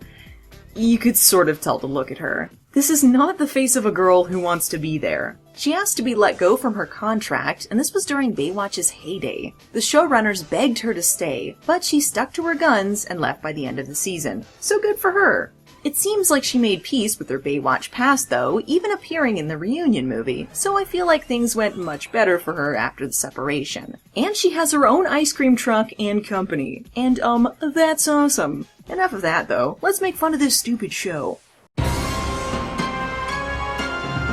Yeah, okay, sure, why not? There was absolutely no reason for them to show us any of this 30 seconds of Hong Kong, but whatever. Eyebrows is enjoying a time-waster montage when he sees a girl in need of rescue. It's that girl who accused Eddie of statutory rape! Well, Eyebrows did just buy his houseboat. I suppose he should inherit his old girlfriends, too. Pfft, big deal. I could have gotten her. I just didn't want to. I'm a professional. Stephanie is still dating Coast Guard, who she introduces to Mitch. Am I jealous or just hungry? Is he jealous or just hungry? Dry your baguettes are done. Rescue Girl lost her money in the water, so Eyebrows lends some to her out of the kindness of his heart. But uh-oh, who should appear but the green-eyed monster? Maybe I wouldn't worry so much about my boyfriend cheating on me if I hadn't started this relationship by cheating on someone. No, that's stupid. He's the idiot, bitch. Meanwhile, Mitch saves a sleeping Dick Van Patten from a Samboni. Nothing strange about that. Hi, Kiba! In an unusually charitable mood, Mitch offers the man a cup of coffee and listens to his life story, something which the audience was not curious about. It turns out his daughter ran away 2 months ago, and he was on the beach looking for her. And guess who his daughter is? I just came to say goodbye. Goodbye. The doctors say I have only a few months to go. Baywatch, you kill me. Roar, I'm a T-Rex. I can't believe you're cheating on me. What? The I don't see what this has to do with me. You're such a man, a Frenchy French man. I take back naming my boat after you. Now it's the Stinky Breeze. Hamburgers! Surprise, surprise! The girl gave Eyebrows a fake name and address and had no intention of paying him back. Hey, Eyebrows, maybe the reason your parents took away all your stuff is that you're colossally terrible with money. What do you have to say for yourself, young man? You were right, I'm sorry. And? And I'm a poo-poo pee-pee head. Hey! just a guy chasing a frightened woman down, none of our concern. The woman tells him that her father lied about dying and that he's actually abusive. Who's telling the truth? Who's right and who's wrong? What's up and what's down? Also, if I hadn't read the episode description, I'd be wondering by the halfway point just what in the hell that footage of dolls had to do with anything. Meanwhile, Stephanie and Coast Guard's plot of doing cutesy montages together continues. Also, do not play football with Stephanie. She is a beast. So, you want some cream soda? Yeah, Baywatch, we get— Holy shit! Stephanie tells Mitch that she's holding back with Coast Guard because she still has feelings for him. Yes, how can she resist all that free A&W cream soda? Deep down inside, there's this thought that maybe you and I might get back together again. This summer what? Who knows now? This relationship will last forever. Ever the lunkhead, Eyebrows agrees to help Rescue Woman pick up a package which she says came from her aunt. At last, the dolls come into play. And it's another diamond smuggling plot. Let me know if you're keeping tally, cause I sure ain't. This isn't even the first diamond smuggling plot that Eyebrows has been involved in, come on. Yes, Dying Father was a criminal all along, and both of them were partners until the girl betrayed him. And now Eyebrows is stuck right in the middle of this criminal sandwich. My doll! You know, now that I think about it, my life is not a normal person's life. Whose headshot is this that Eyebrows is keeping in his houseboat? And are he and Summer living together, or...? Did you see where that boat went? Oh, you just missed them! They pulled out about 15 minutes ago! Thanks for the cameo, David Hasselhoff's sister. I'm digging how much screen time Numi is getting lately, by the way. Take this, dying old man! I take back my Sandbony save! You don't deserve it!